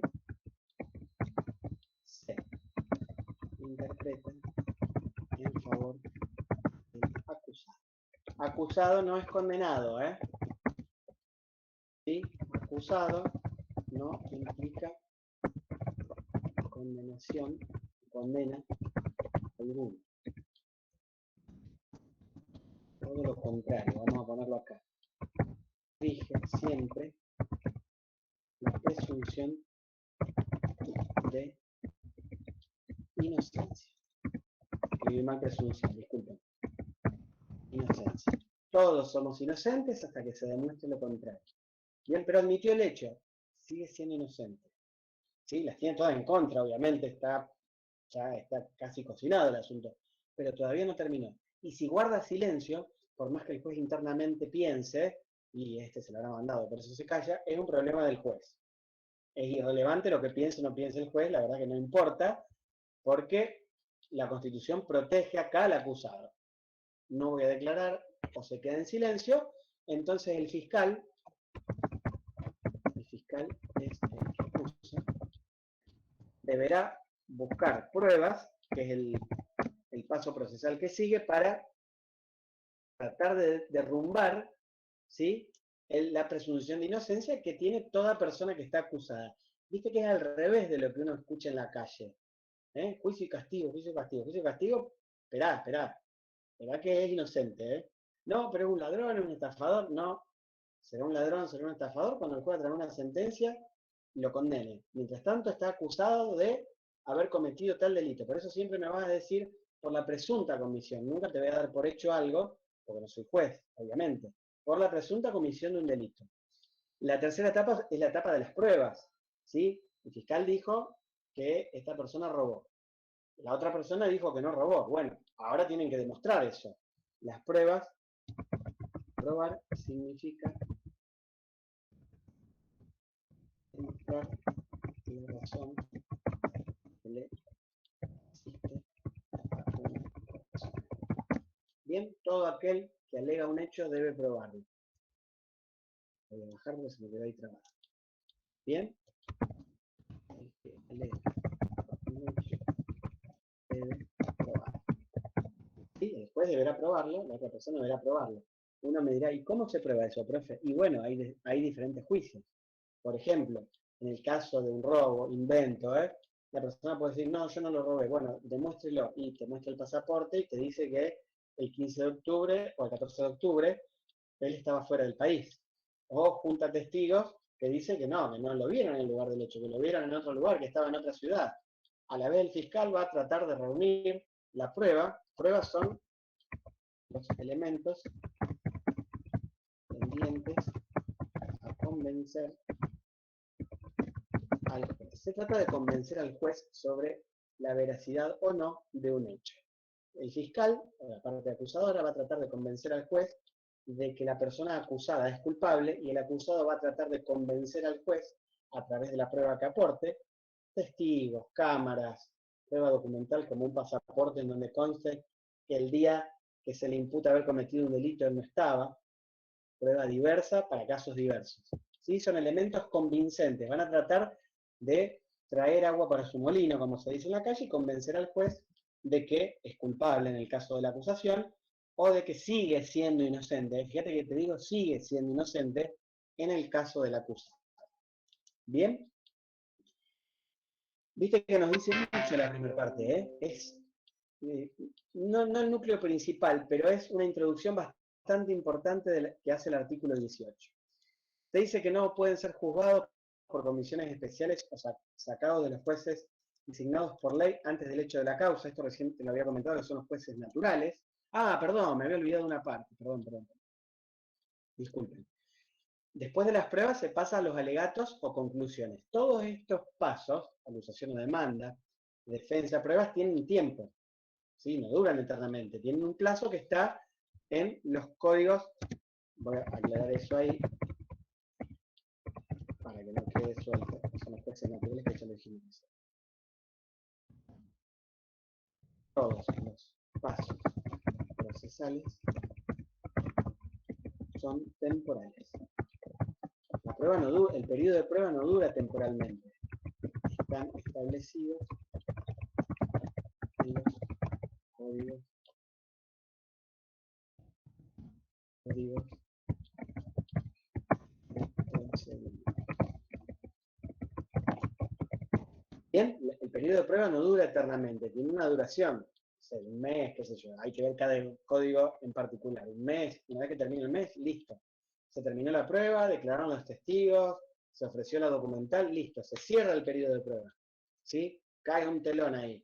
Un telón, no una puerta, porque después el que va a volver al escenario es el juez para inclinar la balanza para un costado o para el otro. Después de la prueba pasamos a los alegatos o conclusiones. ¿Qué significa alegar o concluir? Alegar o concluir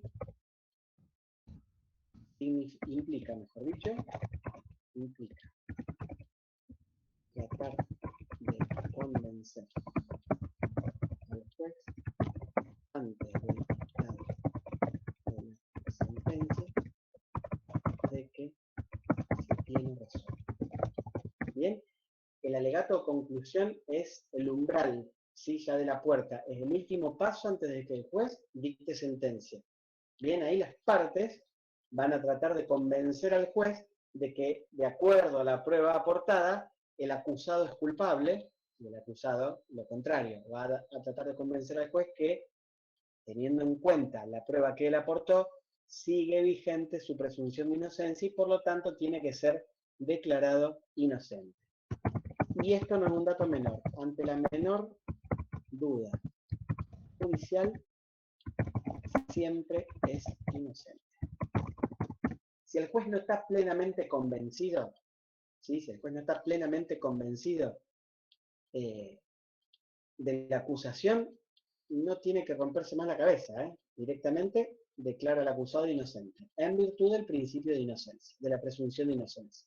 Ahora, si el juez está plenamente convencido, porque la prueba es contundente, porque él admitió la comisión del hecho, porque las pruebas lo involucran, declararon 20 testigos y declararon los 20 testigos de igual forma, y está el juez plenamente convencido, en ese caso lo declara culpable y listo. Pero si el juez tiene un mínimo de duda, ¿sí? Ante la menor duda, siempre es inocente en virtud de la presunción de inocencia. ¿Bien?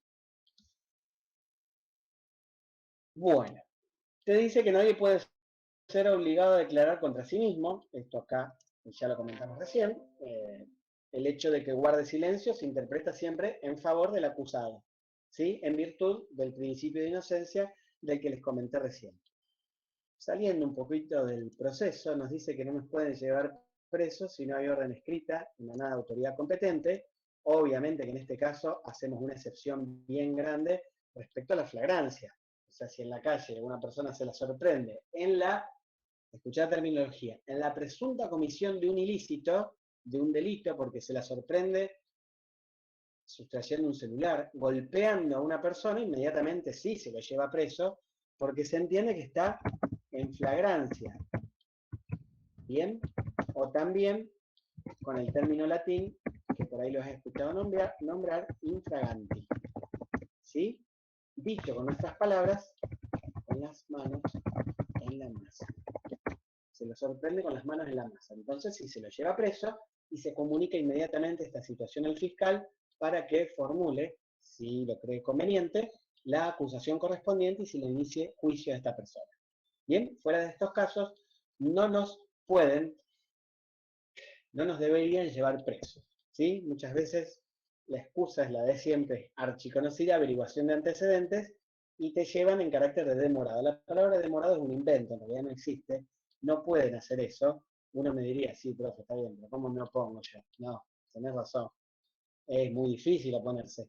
Caen 4 o 5 policías y te dicen, usted me tiene que acompañar porque lo hemos sorprendido, o lo hemos visto que usted venía de la calle que está a la vuelta, y ahí justo se reportó un robo, y vos decís, no, pero yo no tengo nada que ver con eso, yo venía de otro lado, y agarran internet en el auto, no le va a decir, no, a mí me tienen que dejar circular porque no hay orden de ningún juez.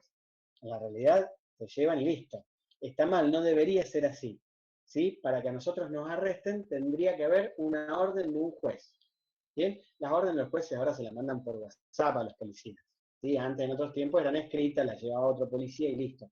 Ahora las mandan por medios electrónicos y las tienen escritas igual los jueces. ¿Bien? No debería pasar eso. La famosa averiguación de antecedentes, o en otras épocas se le llamaba también portación de cara. No me gusta la cara que tiene este, algo hizo, te pedían el documento, lo miraban, adentro. No, adentro nada, tenés que seguir circulando. ¿Bien? En la realidad, lamentablemente, a veces no pasa eso, pero bueno. Antes se les llamaba racias también. Entraban a un boliche, agarraban a 30 o 40 y los metían presos a todos. ¿Y la orden del juez? ¿Y qué presunto delito está cometiendo esta gente? Ninguno. Con lo cual, esa detención es ilegítima.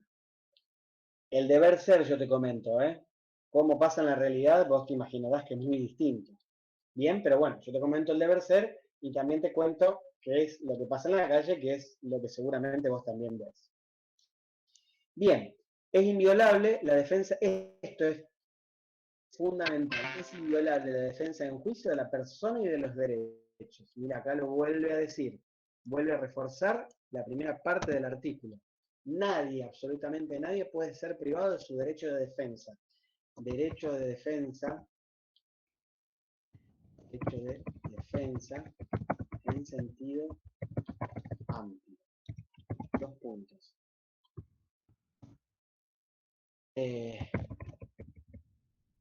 Vamos a poner acá 2 puntos y vamos a ver algunos casos. Guardar silencio o rebatir la acusación. Asistencia de un abogado. Pruebas. Sentencia. Juzgado. Ley. Creación. Etc. Derecho de defensa en sentido amplio. ¿Sí? La persona puede guardar silencio, sigue siendo inocente. O de rebatir la acusación, decir, no, yo no fui, no fue así, listo, también lo puede hacer. Tiene que haber siempre un abogado. Esto no se negocia. Si lo quieres pagar, o puede, si uno lo quiere pagar o puede, bien. Y si no, el Estado te provee de un abogado. Aportar pruebas, o sea, tratar de convencer al juez de lo que uno dice. Las palabras se las lleva el viento. Si uno dice algo, tiene que demostrarlo. Eso también va para tu profesión de contador y de licenciado. Cuando vos hagas un balance, te van a decir, bueno, ¿y usted en qué se basó para arribar a tal monto? Bueno, y vos tenés toda la documentación respaldatoria, todas las facturas, no sé, los remitos y toda la documentación que vos sabés de sobra y yo no lo sé, corresponde y en la que vos te basaste para realizar el balance, obviamente. La sentencia fundada en ley, la apelación. La apelación es que uno pierde el juicio y tiene derecho a que una instancia superior, como es la Cámara de Apelaciones, que después que volvamos del recreo lo vamos a ver brevemente, pueda ver la sentencia y en una de esas, a lo mejor, si se pierde en primera instancia y la Cámara de Apelaciones la deja sin efecto, la persona que fue declarada culpable en primera instancia, al ser declarada inocente en segunda instancia, queda libre. Bien, lo vamos a ver brevemente después del recreo. El domicilio es inviolable, como también la correspondencia epistolar y los papeles privados. Es un artículo riquísimo, lleno de información, tiene mucha, ¿sí? Por eso lo vamos desmenuzando bien. El domicilio es inviolable. El domicilio es donde vos estás. Es el lugar donde uno está. Ahora, si vos estás con la compu ahora, no sé, en la casa de tu novio, en la casa de tu novia, la de tu abuela, no sé, estás en tu casa, la de un amigo, estás en una plaza, bueno, ese es tu lugar, ese es tu domicilio, estás en un auto también. Por eso muchas veces pasa, no sé, pasa en San Nicolás, acá en Rosario sí que pasan estas situaciones risueñas, que llevan un auto al corralón con la persona adentro. Entonces uno va caminando por la calle y ve el auto así, inclinado 45 grados y la persona adentro del auto. La persona que está dentro del auto no obedeció la orden del inspector de tránsito que le pidió que salga del auto. Si la persona esa no sale del auto, no se la puede sacar del auto. Menos por la fuerza, menos que menos. ¿Por qué? Porque el auto en ese momento es su domicilio. Para que pueda salir del auto tiene que haber una orden de allanamiento librada por un juez. Si no, se queda en su auto. ¿Bien? Es el domicilio. Si vos estás en una moto, es tu domicilio. Donde vos estés es tu domicilio. ¿Bien? Ese es el sentido de domicilio para la Constitución. Ahora bien, vamos a hablar brevemente de 3 tipos de domicilio y no mucho más. El domicilio real es el lugar de residencia habitual de una persona. Bien, generalmente es el que consta en el reverso de tu DNI. Bien, generalmente, si hicimos el cambio de domicilio, si nos mudamos y hicimos el cambio de domicilio, es el que consta en el reverso de tu DNI. ¿Sí? El Estado tiene que saber dónde está domiciliado uno. No los fines electorales para saber dónde tiene que ir a votar, sino que tiene que saber, por cuestiones policiales y demás, dónde posiblemente viva una persona o dónde tenga su residencia habitual, donde esté habitualmente. Otro domicilio es el domicilio legal, es el que se constituye en un juicio y donde se es notificado. Generalmente es en los estudios. Profe, Sí, te hago una pregunta, un ejemplo. sí, decime. ¿Te pueden hacer bajar del auto si vos estás estacionado con él? Pero no estás No, haciendo nada más. perdóname que te interrumpí, Brisa. Si vos estás estacionada, no te pueden hacer. Vos me preguntaste si te pueden hacer bajar del auto, no te escuché el resto, perdón. Si no estás haciendo nada más, le digo. No, en absoluto. No. Por eso yo siempre digo que acá hay mucha gente que le gusta hacer un city tour por Rosario, porque a lo mejor las levantan con el auto porque no estaba haciendo nada malo, o a lo mejor sí, no lo sé, pero seguí siendo inocente. Estamos, y no se bajan del auto, entonces te llevan con el auto hasta el corralón, y a veces el lugar del hecho, en Rosario creo que hay 2 o 3 corralones. A lo mejor el lugar del hecho está lejos del corralón, y vos ves a esa persona que está con el auto arriba de la grúa, a 45 grados, sentada adentro, lo más cómodo, mientras la llevan a pasar por la ciudad. En realidad no la están llevando a pasear a ningún lado porque le están llevando el auto al corralón. En el corralón, obviamente, que esa persona va a tener que bajarse porque para sacar el auto del corralón va a tener que pagar la multa, va a tener que presentar la documentación que corresponde y demás. Pero yendo a la contestación de tu pregunta, no pueden obligarte. El deber ser, Brisa, ¿eh? ¿Qué pasa en la realidad? Que uno se baja. No, porque me pasó. Claro, exactamente. A mí también me Que pasó. revisaron todo el auto también. No te escuché, perdón. Que revisaron todo el auto también. No se puede, no se puede. Estamos en un problema, profe, ¿eh? Me parece. Vamos a ver el deber ser y la calle. A mí me interesa Ahora más les la... paso tu número. ¿Eh? Les paso tu número. No, lo único que falta todavía.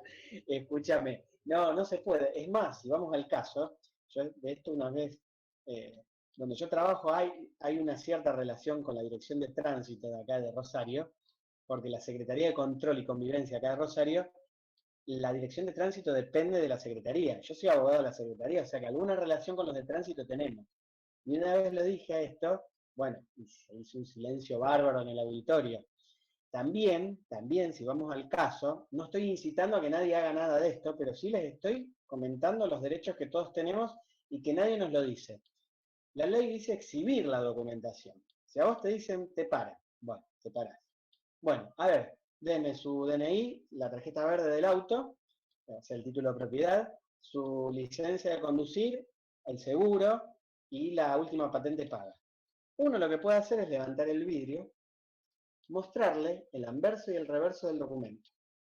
El anverso y el reverso del título de propiedad, que es la cédula verde. En Provincia de Buenos Aires también es cédula verde, ¿no? Creo que es nacional. Acá por lo menos en Santa Fe es cédula verde, que es una libreta. Sí, acá también es cédula verde. Perdón, acá. No, que sí, que acá también es cédula verde. Es genial. Se le muestra la cédula verde de los dos lados, se le muestra el pago de la patente que no corresponde, con lo cual uno puede negarse también de los dos lados, y listo. Ya se cumplió con la norma. La norma dice exhibir. Exhibir no significa entregar, entregar significa dar. Ah, perfecto, lo tuyo, profe. Alicia en el País de las Maravillas, muy lindo, muy entretenido. En la realidad pasa otra cosa. Claro que pasa otra cosa. Si vamos a analizar puntillosamente la realidad, por ahí nos da miedo, porque aparece la policía, vemos algún revólver, se le tiene miedo a la autoridad, le damos la documentación. Nosotros dándole la documentación, la persona podría estar, digo en potencial, porque todos somos inocentes hasta que se demuestre lo contrario, podría estar cometiendo un delito, que es retención indebida de documentos. Eso lo dije una vez. Silencio total, yo dije, bueno, el otro día ya me quedé sin trabajo, me echan de esto, porque van a decir, che, nos tenés que defender a nosotros, no tenés que hablar en contra. Obviamente que los defiendo, pero bueno, esto hay que decirlo. La ley dice eso. Y si uno le está entregando documentación a otro, por miedo, hay un agravante, porque uno le tiene miedo al funcionario público o al agente público, más si es un policía. Hay un agravante, ¿por qué? Porque se lo está pidiendo una persona que pertenece a las fuerzas del orden. ¿Sí? O sea que si vamos al caso, cuando se lleva nuestra documentación y nosotros nos quedamos adentro del auto o afuera, el que salió, esperando a que nos devuelvan la documentación, nos la devuelven y nos dice, está en regla, puede circular, no tiene que hacer eso, ¿no? Eso va en contra de la ley. Yo con el vidrio alto puedo mostrarle la documentación de los dos lados y listo, con eso cumplo. Suena muy lindo, suena hermoso. Si esta noche alguno de nosotros nos pasa, le vamos a dar la documentación, nos vamos a bajar del auto, obviamente, porque nos va a dar un miedo bárbaro. Y sí, obvio, es entendible. Pero no es lo que dice la ley, no es lo que dice la normativa. Y como dijo Brisa también, no estamos obligados a bajarnos del auto. Bueno, por favor, ¿puedo bajar del auto? No. Y no puede meterse la policía y menos sacarte por la fuerza, menos que menos. Y en el caso de las mujeres, menos todavía, ¿eh? No se puede, salvo que haya una orden escrita de un juez. Te cuento el deber ser. La realidad sabemos que es otra cosa, salvo un puñado de, no sé, o de rebeldes que pasean por la ciudad, en mi cipitura acá en Rosario, con el auto a 45 grados, que me imagino que debe ser incómodo ir así, es como ir en moto haciendo Willy, por toda la ciudad, desde a lo mejor el lugar donde presuntamente cometió una infracción, que está a 40 cuadras del corralón, pero no se lo pudo sacar del auto, porque no quiso salir. ¿Sí? Nadie está obligado ni a salir del auto, porque es tu domicilio, orden de allanamiento, si no, no salgo, y nadie está obligado a entregar la documentación porque la ley dice exhibir. Eso es el deber ser, aclaro, ¿eh? Aclaración. Aclaración práctica, ¿sí? Bien, y el otro de domicilio es el fiscal, y ya lo dejamos ahí esto de los domicilios, a los fines tributarios. Viste que la FIP por ahí te pide un domicilio fiscal, las personas jurídicas, o sea, las empresas, generalmente es donde tiene el asiento principal de sus actividades, o lo que corresponda según la normativa, etc. Los tipos de domicilio no se piden, yo te los comento porque me parece que nos hace bien a todos como para incrementar aún más nuestro conocimiento. Están buenas estas preguntas que se hacen, son de relativa aplicación en la calle. Una vez me preguntaron, ¿y uno está obligado a someterse a un test de alcoholemia? ¿A ustedes qué les parece? A ver, les pregunto, ¿uno está obligado a someterse a un test de alcoholemia? Vamos a hacer lío, ¿eh? Como dijo el Papa una vez. Vienen y me paran. Me dicen, baje el vidrio. Bueno, lo bajo. Acá en Santa Fe te hacen soplar una pipeta, no sé en provincia de Buenos Aires. ¿Qué pasa si yo me opongo? ¿Es constitucional o es inconstitucional? Pero no entiendo, o sea, sí, se supone que pasamos por un operativo de alcoholemia. Se supone que sí, que Sí. tengo que hacer aquello que me están pidiendo. Creería que no. Bien los dos. Y ahora los dos me van a decir al unísono, o sea, al mismo tiempo, ¿cómo bien los dos? Si dijimos cosas distintas. Bien Maca porque dijo que se supone que si uno pasa por un control tiene que someterse a eso. En Santa Fe dice que ante un control y uno se niega, es multado. Lo que dijo acá el amigo también tiene razón, porque nadie está obligado a declarar en contra de sí mismo. Yo puedo decir, no soplo, porque no quiero, no estoy obligado. Pero mirá que la ley dice que te van a multar. Bueno, que me pongan una multa, le presento una declaración de inconstitucionalidad y listo. Y ahí se arma la de San Quintín, ¿eh? Yo ¿Qué pasa? soplé mal, Perdón, Brisa. soplé mal, y me dijo que si volvía a soplar mal, lo tomaba como que yo estaba alcoholizada y no quería dar la prueba. No, A mí me pasó lo mismo. Sí, es verdad, te dan 2 intentos para hacerlo. Si no soplas con suficiente fuerza, que lo toman como que estás alcoholizado y no puedes seguir. todo al revés. No. A ver, aclaremos. Desconozco la ley de la provincia de Buenos Aires. Me voy a guiar por la generalidad de los casos. Si eso dice la ley, bueno, ya ahí suena inconstitucionalidad terrible. La de acá de Santa Fe dice eso, de que si uno no se somete al test de alcoholemia, va a ser multado. Es desde el vamos, es inconstitucional, no nos podemos ni sentar a hablar. Porque ahí me están diciendo que si me quieren hacer soplar y yo no soplo, estoy borracho. Y no es así. Todo lo contrario.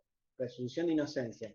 En el caso que me dicen ustedes, si eso dice la ley de la provincia de Buenos Aires, o la de San Nicolás, o la que sea, también debería ser inconstitucional. ¿Qué pasa en la práctica? Yo no soplo, me llevan el auto al corralón conmigo adentro o me lo sacan. Bueno, está mal, no es lo que establece la normativa. Falta que alguno se plante, no necesariamente en el lugar, pero después con un abogado, y le haga lío a la administración pública y un juez que tenga el valor suficiente y el coraje suficiente como para declarar inconstitucional esa norma, y entonces hay que rever todo de nuevo. Todo lo que a ustedes les ha pasado que me cuentan, si soplaba una vez y no lo toma, y a la segunda no lo toma, culpable debería ser al revés. Primero, nadie estaría obligado a soplar. Segundo, en el caso de estar obligado, que ya hace ruido. De por sí hace ruido, pero bueno, vamos a concederle un changüí. Que si vos soplás una vez y no funciona, seguís siendo inocente, tenés que circular. No es tu problema que no funcione, es problema de los aparatos que maneja la administración pública, no del tuyo. ¿Me entendés? Vos, seguro, profe, bárbaro, suena a 10 puntos. Esta noche me pasa lo mismo, le doy tu celular. Sí, está bien, pero hay una realidad también. Todos vamos a soplar una vez, vamos a soplar 2 veces, a la segunda vez sale mal, nos van a multar. Pero sepamos que esa multa nosotros la podemos recurrir. ¿Qué quiere decir recurrir? Discutirla, ¿sí? A través de un abogado, o si no nos vamos a la Defensoría del Pueblo, ¿sí? Y le comentamos qué es lo que nos pasó, porque ahí hay abogados especializados que tiran para nosotros, ahí jugamos de local, bien, la Defensoría del Pueblo son encargados de defender nuestros derechos y nos van a asesorar e incluso representarnos, y ahí le podemos hacer flor de lío, ¿eh? Pero todas las situaciones que ustedes me comentaron son ilegales, ¿sí? Ahora en la práctica, bueno, ya es otra cosa, ¿viste? No podemos estar con una constitución en la mano y decirle al que nos quiere hacer soplar o someternos a un control de alcoholemia, no, mira, acá el 18 habla de presunción de inocencia, el profe me dijo esto, yo no soplo nada. Y correte, me tenés que dejar circular porque me estás prohibiendo la circulación, con lo cual estaría cometiendo otro delito la otra persona. Agravado porque es funcionario público, flor de lío, ¿viste? Pero bueno, acá en Santa Fe por lo menos dice que si uno se niega a someterse a un control de alcoholemia, se lo va a multar. Eso desde el vamos ya contradice la Constitución, impresentable eso, pero bueno, es lo que dice la normativa, que no siempre tiene que ser correcta, debería serlo, obviamente.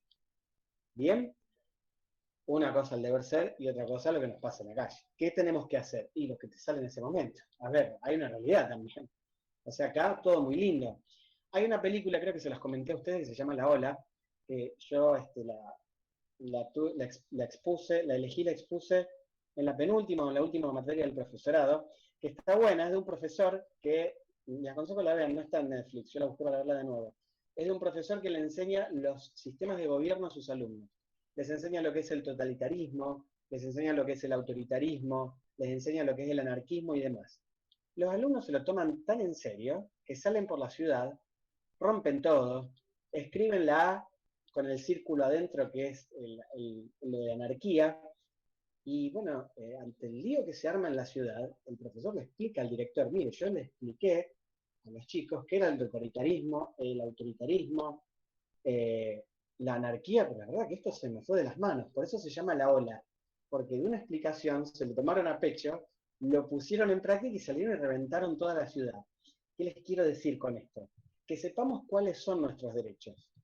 ¿Bien? Que no es fácil decir, no soplo, no lo hago. A mí me pasó, por ejemplo, una vez en Córdoba, una ruta que no había nadie, agarra, aparece un policía de la nada, no sé, no lo vi, estaba metido por algún árbol, aparece y me para.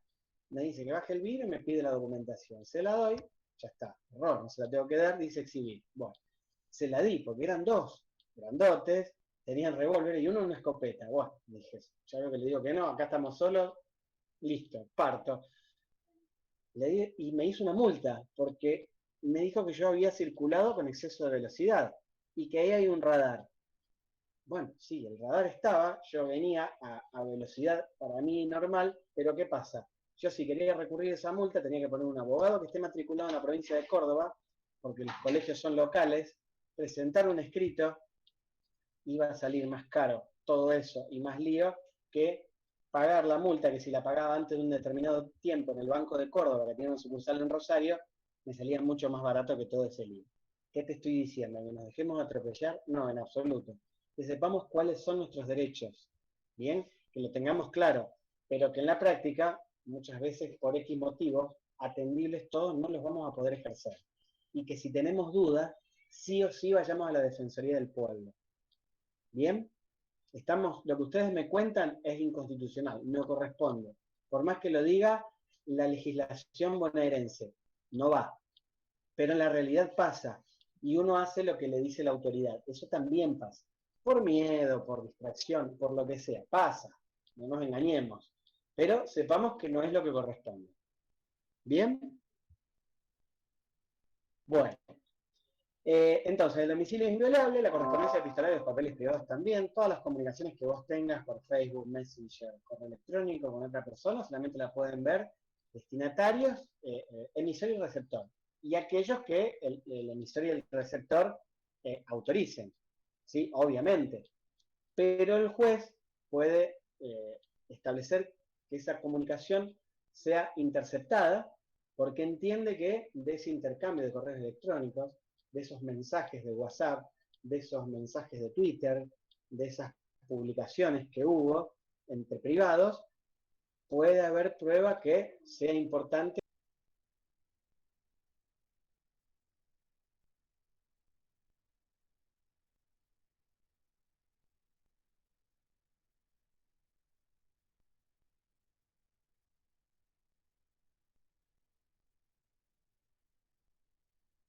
Quise limpiar la pantalla y apreté arriba y salí. Les pido disculpas. Vuelvo al chat. Bien, y acá les vuelvo a compartir la Constitución. Les pido disculpas. Quise limpiar la pantalla y apreté la crucecita en la pestaña y salí de acá del Meet. Ahora vuelvo a compartir acá la Constitución. Habíamos dicho, sí, que todo tipo de comunicación es entre emisor y receptor y entre aquellos que los autoricen y un juez por decisión fundada, ¿no? Porque el juez dice, bueno, hoy me levanté torcido, quiero que esta comunicación que están manteniendo estas dos personas se agregue al expediente. No, tiene que decir fundadamente por qué cree que los WhatsApps que se están mandando dos personas o los correos electrónicos que se están mandando dos o más personas, puede haber información relevante para la causa y ahí sí dictar lo que se llama interceptación de correspondencia. Bien, una ley determinará en qué caso y con qué justificativos deberá procederse a su allanamiento y ocupación. Al domicilio mío, ¿sí? No entra nadie. A tu casa no puede entrar un policía y decirte, mirá, gracias Fer, no puede decirte, che, mirá, tenemos que pasar a ver porque nos llegó un comentario que vos tenés un arsenal de drogas o de armas en el patio de tu casa. Flaco, vos del umbral no pasás, ¿sí? No pasa. Sea policía, gendarme, prefecto. Todo lindo, todo bien, nos da un miedo bárbaro, atrás están todos armados, las luces están brillando, pero no pueden pasar, porque es mi propiedad privada, y para pasar a mi propiedad tiene que haber una orden que la dicte un juez, y esa orden tiene que estar fundada. El juez en la orden tiene que decir por qué, ¿sí? Autoriza a las fuerzas del orden a ingresar a tu domicilio, ¿sí? Partiendo de esa base, a nuestro domicilio entra quien nosotros querramos. Hay casos particulares, por ejemplo, uno muy sonado que se planteó en un caso, te lo cuento brevemente, así no lo hago largo, de que iban persiguiendo a un ladrón por los techos, y qué pasaba si un vecino pasaba el ladrón a su techo, le decía a la policía, no, usted no pase acá a mi terraza porque esta es propiedad privada. Bueno, en ese caso no, porque está obstruyendo, obstaculizando el procedimiento. Si el vecino se le planta, la policía nunca va a poder atrapar a la persona que presuntamente cometió un hecho delictivo. Bien, en ese caso no. Pero fuera de ese caso, que es muy particular, el domicilio es inviolable. Donde yo estoy, entra quienes yo los autorizo, salvo orden del juez. ¿Bien? Sí, Mica. Profe, en el caso de cuando hacen esos allanamientos que rompen la casa y todo eso, Sí. ya van con orden. Sí. A ver, Me retracto. Quiero creer que sí. Quiero creer que sí. Y en el caso de que es negativo, ¿qué pasa? ¿Que nadie se hace cargo con todo lo que rompen? A ver, dos cosas. Cuando te digo quiero creer que sí, supongo que sí, que ya van con la orden de un juez que van a allanar una casa, van a ingresar, y el morador dice, no, ustedes no pueden ingresar. Sí, acá está la orden del juez, el morador la ley, los tiene que dejar pasar, porque si no entran por la fuerza. En el caso de que rompieran algo, debe hacerse cargo el Estado. O sea, el allanado debe pasarle las cuentas de todas las roturas al Estado para que el Estado le devuelva lo que se ha dañado. En la práctica, Mica, olvídalo. No pasa nunca. Entran, te patean la puerta, te rompen todo, te dan vuelta a la casa, no encuentran nada y se van. Y vos te quedás con toda la casa destrozada, la tenés que arrancar de cero de nuevo. No había orden de allanamiento, o si la había implica un exceso, o la orden de allanamiento implica ingresar al lugar para registrar. ¿Sí? Orden de allanamiento y registro se llama. Registrar significa revisar, investigar todos los lugares de la casa en busca de qué. Si se está investigando la presunta comisión del delito de acopio de armas, por ejemplo, buscar en todos los lugares de la casa a ver si no tiene revólveres u otro tipo de armas no registradas. En el caso de la droga, si no tiene droga, pero no implica entrar a una habitación donde hay menores, romper baños, romper cocinas y todo eso, sino abrir cajones, levantar la ropa, fijarse, no está, se guarda la ropa, se cierra el cajón. O sea, las cosas tienen que quedar en el estado anterior al ingreso de las fuerzas del orden. ¿Viste qué lindo que suena? En la realidad, nunca jamás. Entran, rompen todo, patean todo, no encontramos nada, se van. Sí, Mica. No, porque yo conozco casos, por ejemplo, le ha pasado, no a mí, sino a un conocido, que entraron a la casa y era al lado. Ajá. Y le rompieron todo, le destrozaron todo, le entraron así sin avisar, la puerta se la desplomaron y no era ahí, era al lado. Sí, a ver, el Estado. En fin. Es parte del folclore. Sí, es un folclore un poco macabro, digo, porque de repente te rompen toda tu casa, ¿viste? No están, no son épocas de vacas gordas estas como para arrancar de nuevo. Es parte del folclore, es Argentinalandia, pero no por eso vamos a dejarlo pasar por alto. No está bien, no corresponde que se haga eso, ni aún con orden de allanamiento aún. Si hay orden de allanamiento tampoco, tienen que entrar y reventarte toda la casa buscando drogas o armas o lo que fuere, ¿sí? Sino que tienen que dejar el domicilio en el mismo lugar que lo encontraron. Y si rompen algo, el Estado se tiene que hacer cargo, porque las fuerzas del orden pertenecen al Estado. Bueno, el cuentito así contado es hermoso, pero uno diría, bueno, dale, profe, seguí con lo que sigue el artículo, que nos queremos ir al recreo, y tienen razón, porque en la práctica eso no pasa. Entran, rompen todo, se van y listo, ya está, arreglátela como podés. Y la puerta ponela cuando puedas, como puedas y listo. Es así, lamentablemente es así. No corresponde. Yo les comento el deber ser y también les traigo casos de la calle, que es lo que me parece que es lo que va acá. ¿Bien? No debería ser así, pero lamentablemente es. Termina el 18 y también este módulo, nos vamos a un descansito. Dice, quedan abolidas para siempre las causas de muerte, la pena de muerte, perdón, por causas políticas. En realidad la pena de muerte no está abolida solo por causas políticas, sino la pena de muerte está abolida para todos los casos, No hay pena de muerte. Tampoco existe la reclusión o prisión perpetua. Viste que se dice, fue condenado a reclusión perpetua. Bueno, acá en Argentina la palabra perpetua, uno diría que el lógico de perpetua es eternamente, no sale nunca más. No, sí sale. La pena máxima, pero con toda la furia, es de 35 o 38 años, no me acuerdo. Pero después, por buena conducta, salidas laborales y demás, le dan libertad condicional y termina saliendo mucho tiempo antes. ¿Sí? En Estados Unidos tienen otro sistema que es el de acumulación de penas. Por ejemplo, el homicidio tiene una pena invento de 30 años, una persona mata a 3, lo condenan a 90 años y se acabó la historia. Cuando cumplan los 90 años sale. Te imaginarás que no sale, obviamente. Pero bueno, es otro país, otra historia. Acá eso de reclusión y prisión perpetua no lo interpretemos exegéticamente. Cuando vos veas un noticiero o escuches a alguien que hable de eso, porque no existe. No existe la cárcel eterna acá. Y pena de muerte tampoco hay. Bien, Tendría que ver en el derecho militar, en el Código de Justicia Militar, si todavía existe, pero me parece que no. Pero pena de muerte no solo por causas políticas. Ahí el 18 tendría que haberse modificado. Mirá que hubo modificaciones, desde 1860 hasta acá nadie lo vio a eso. No solamente por cuestiones políticas, sino por cualquier delito, hasta el delito más aberrante que una persona haya cometido, bueno, irá presa por la cantidad de años que establezca el Código Penal, pero pena de muerte no hay acá, ¿eh? No por causas políticas solo, sino por cualquier tipo de causa. Toda especie de tormento y los azotes, ¿viste? Es vocabulario de 1853. Hoy la palabra azotes no se usa más, porque azotar es pegarle con un látigo a uno. En esa época era un castigo terrible, porque un dolor bárbaro, le pegaban la espalda con un látigo a los presos y demás. Bueno, por eso la Constitución dice que no se puede. ¿Qué nos quiere decir la Constitución? Así vamos ya cerrando este primer módulo. Que no se puede castigar a un procesado.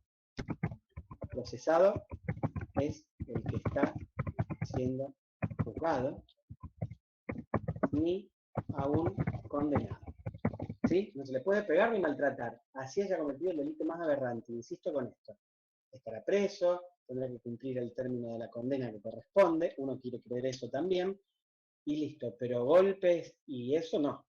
Por eso la policía, al menos en Santa Fe, el personal penitenciario está dentro de las cárceles y no está armado, ¿sí? Porque a veces se arman motines adentro de las cárceles, imagínate que si la policía estuviese armada, entra con ametralladoras y hace una sangría ahí, ¿sí? Aparte también se evita que a lo mejor se distraiga y uno le saque el arma. ¿Estamos? O sea que ningún procesado ni ningún condenado puede ser castigado. Eso es lo que te está diciendo. Los azotes es un término arcaico ya, de otra época, no de esta, ya es pasado. Acá viene lo gracioso: las cárceles de la nación serán sanas y limpias para seguridad y no para castigo de los reos detenidos en ellas. Que yo sepa, en ninguna cárcel del país está establecido que tengan que limpiar los barrotes con Blem todos los días, ni que esté el piso lustrado, que le pasen un lampazo, de que pongan inciensos y todo eso. Están todos hacinados. No estoy hablando en defensa de nadie, estoy solamente comentando una realidad, ¿eh? No hago apreciaciones personales de los que están presos ahí. Si están presos, por algo debe ser. Pero la realidad nos muestra otra cosa. Y también nos muestra la realidad, y en esto hay muchos cruces, o tengo yo con colegas que hacen penal, con lo cual yo no digo más nada, que el sistema penitenciario está fallando de la A a la Z, porque salen peor de lo que entran. A veces las cárceles no cumplen con su finalidad de reinserción social, sino que terminan siendo escuelas del delito. ¿Sí? Bueno, esto es algo que habrá que ver, que tendrán que reformarlo los que estudian esto.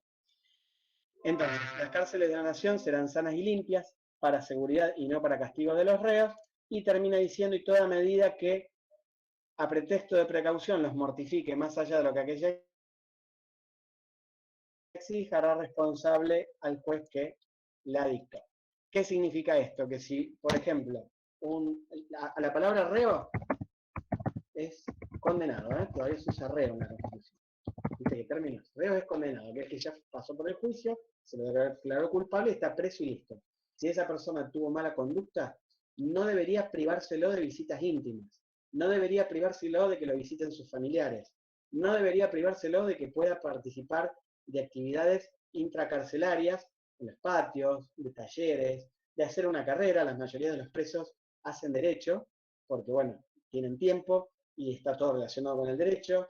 No debería privárselos de esas cuestiones o de ese tipo de actividades por el solo hecho de que tienen mala conducta. En absoluto. Muchas veces pasa eso, ¿sí? Lamentablemente pasa. Los presos, los condenados o los reos, como lo llama la Constitución, están en todo su derecho de presentarle al juez un escrito pidiendo que cese esa cuestión. Todos tienen derecho a tener visitas íntimas con su pareja, a que los visiten los familiares, a participar de actividades que proponga el servicio penitenciario, a estudiar una carrera, a estar en el patio, a tener recreos, etc. ¿Bien? ¿Estamos hasta acá? ¿Vamos bien? Bien desmenuzadito el artículo 18, que es uno de los más importantes de la Constitución, el del debido proceso del derecho de defensa. ¿Estamos bien? Sí, profe. Bien, bueno, les propongo lo siguiente, son las 19:01. Cortamos hasta las 7:10, ¿sí? 7:10 volvemos y después arrancamos con lo que sigue. así avanzamos con la del judicial hasta las 8:30, no mucho más allá de eso, y la terminamos y ya está, ya dejamos la unidad cuarto terminada, ¿sí? Pero hacemos un descansito de 10 minutos. ¿Dale? Bueno, profe. ¿Está? Hablemos.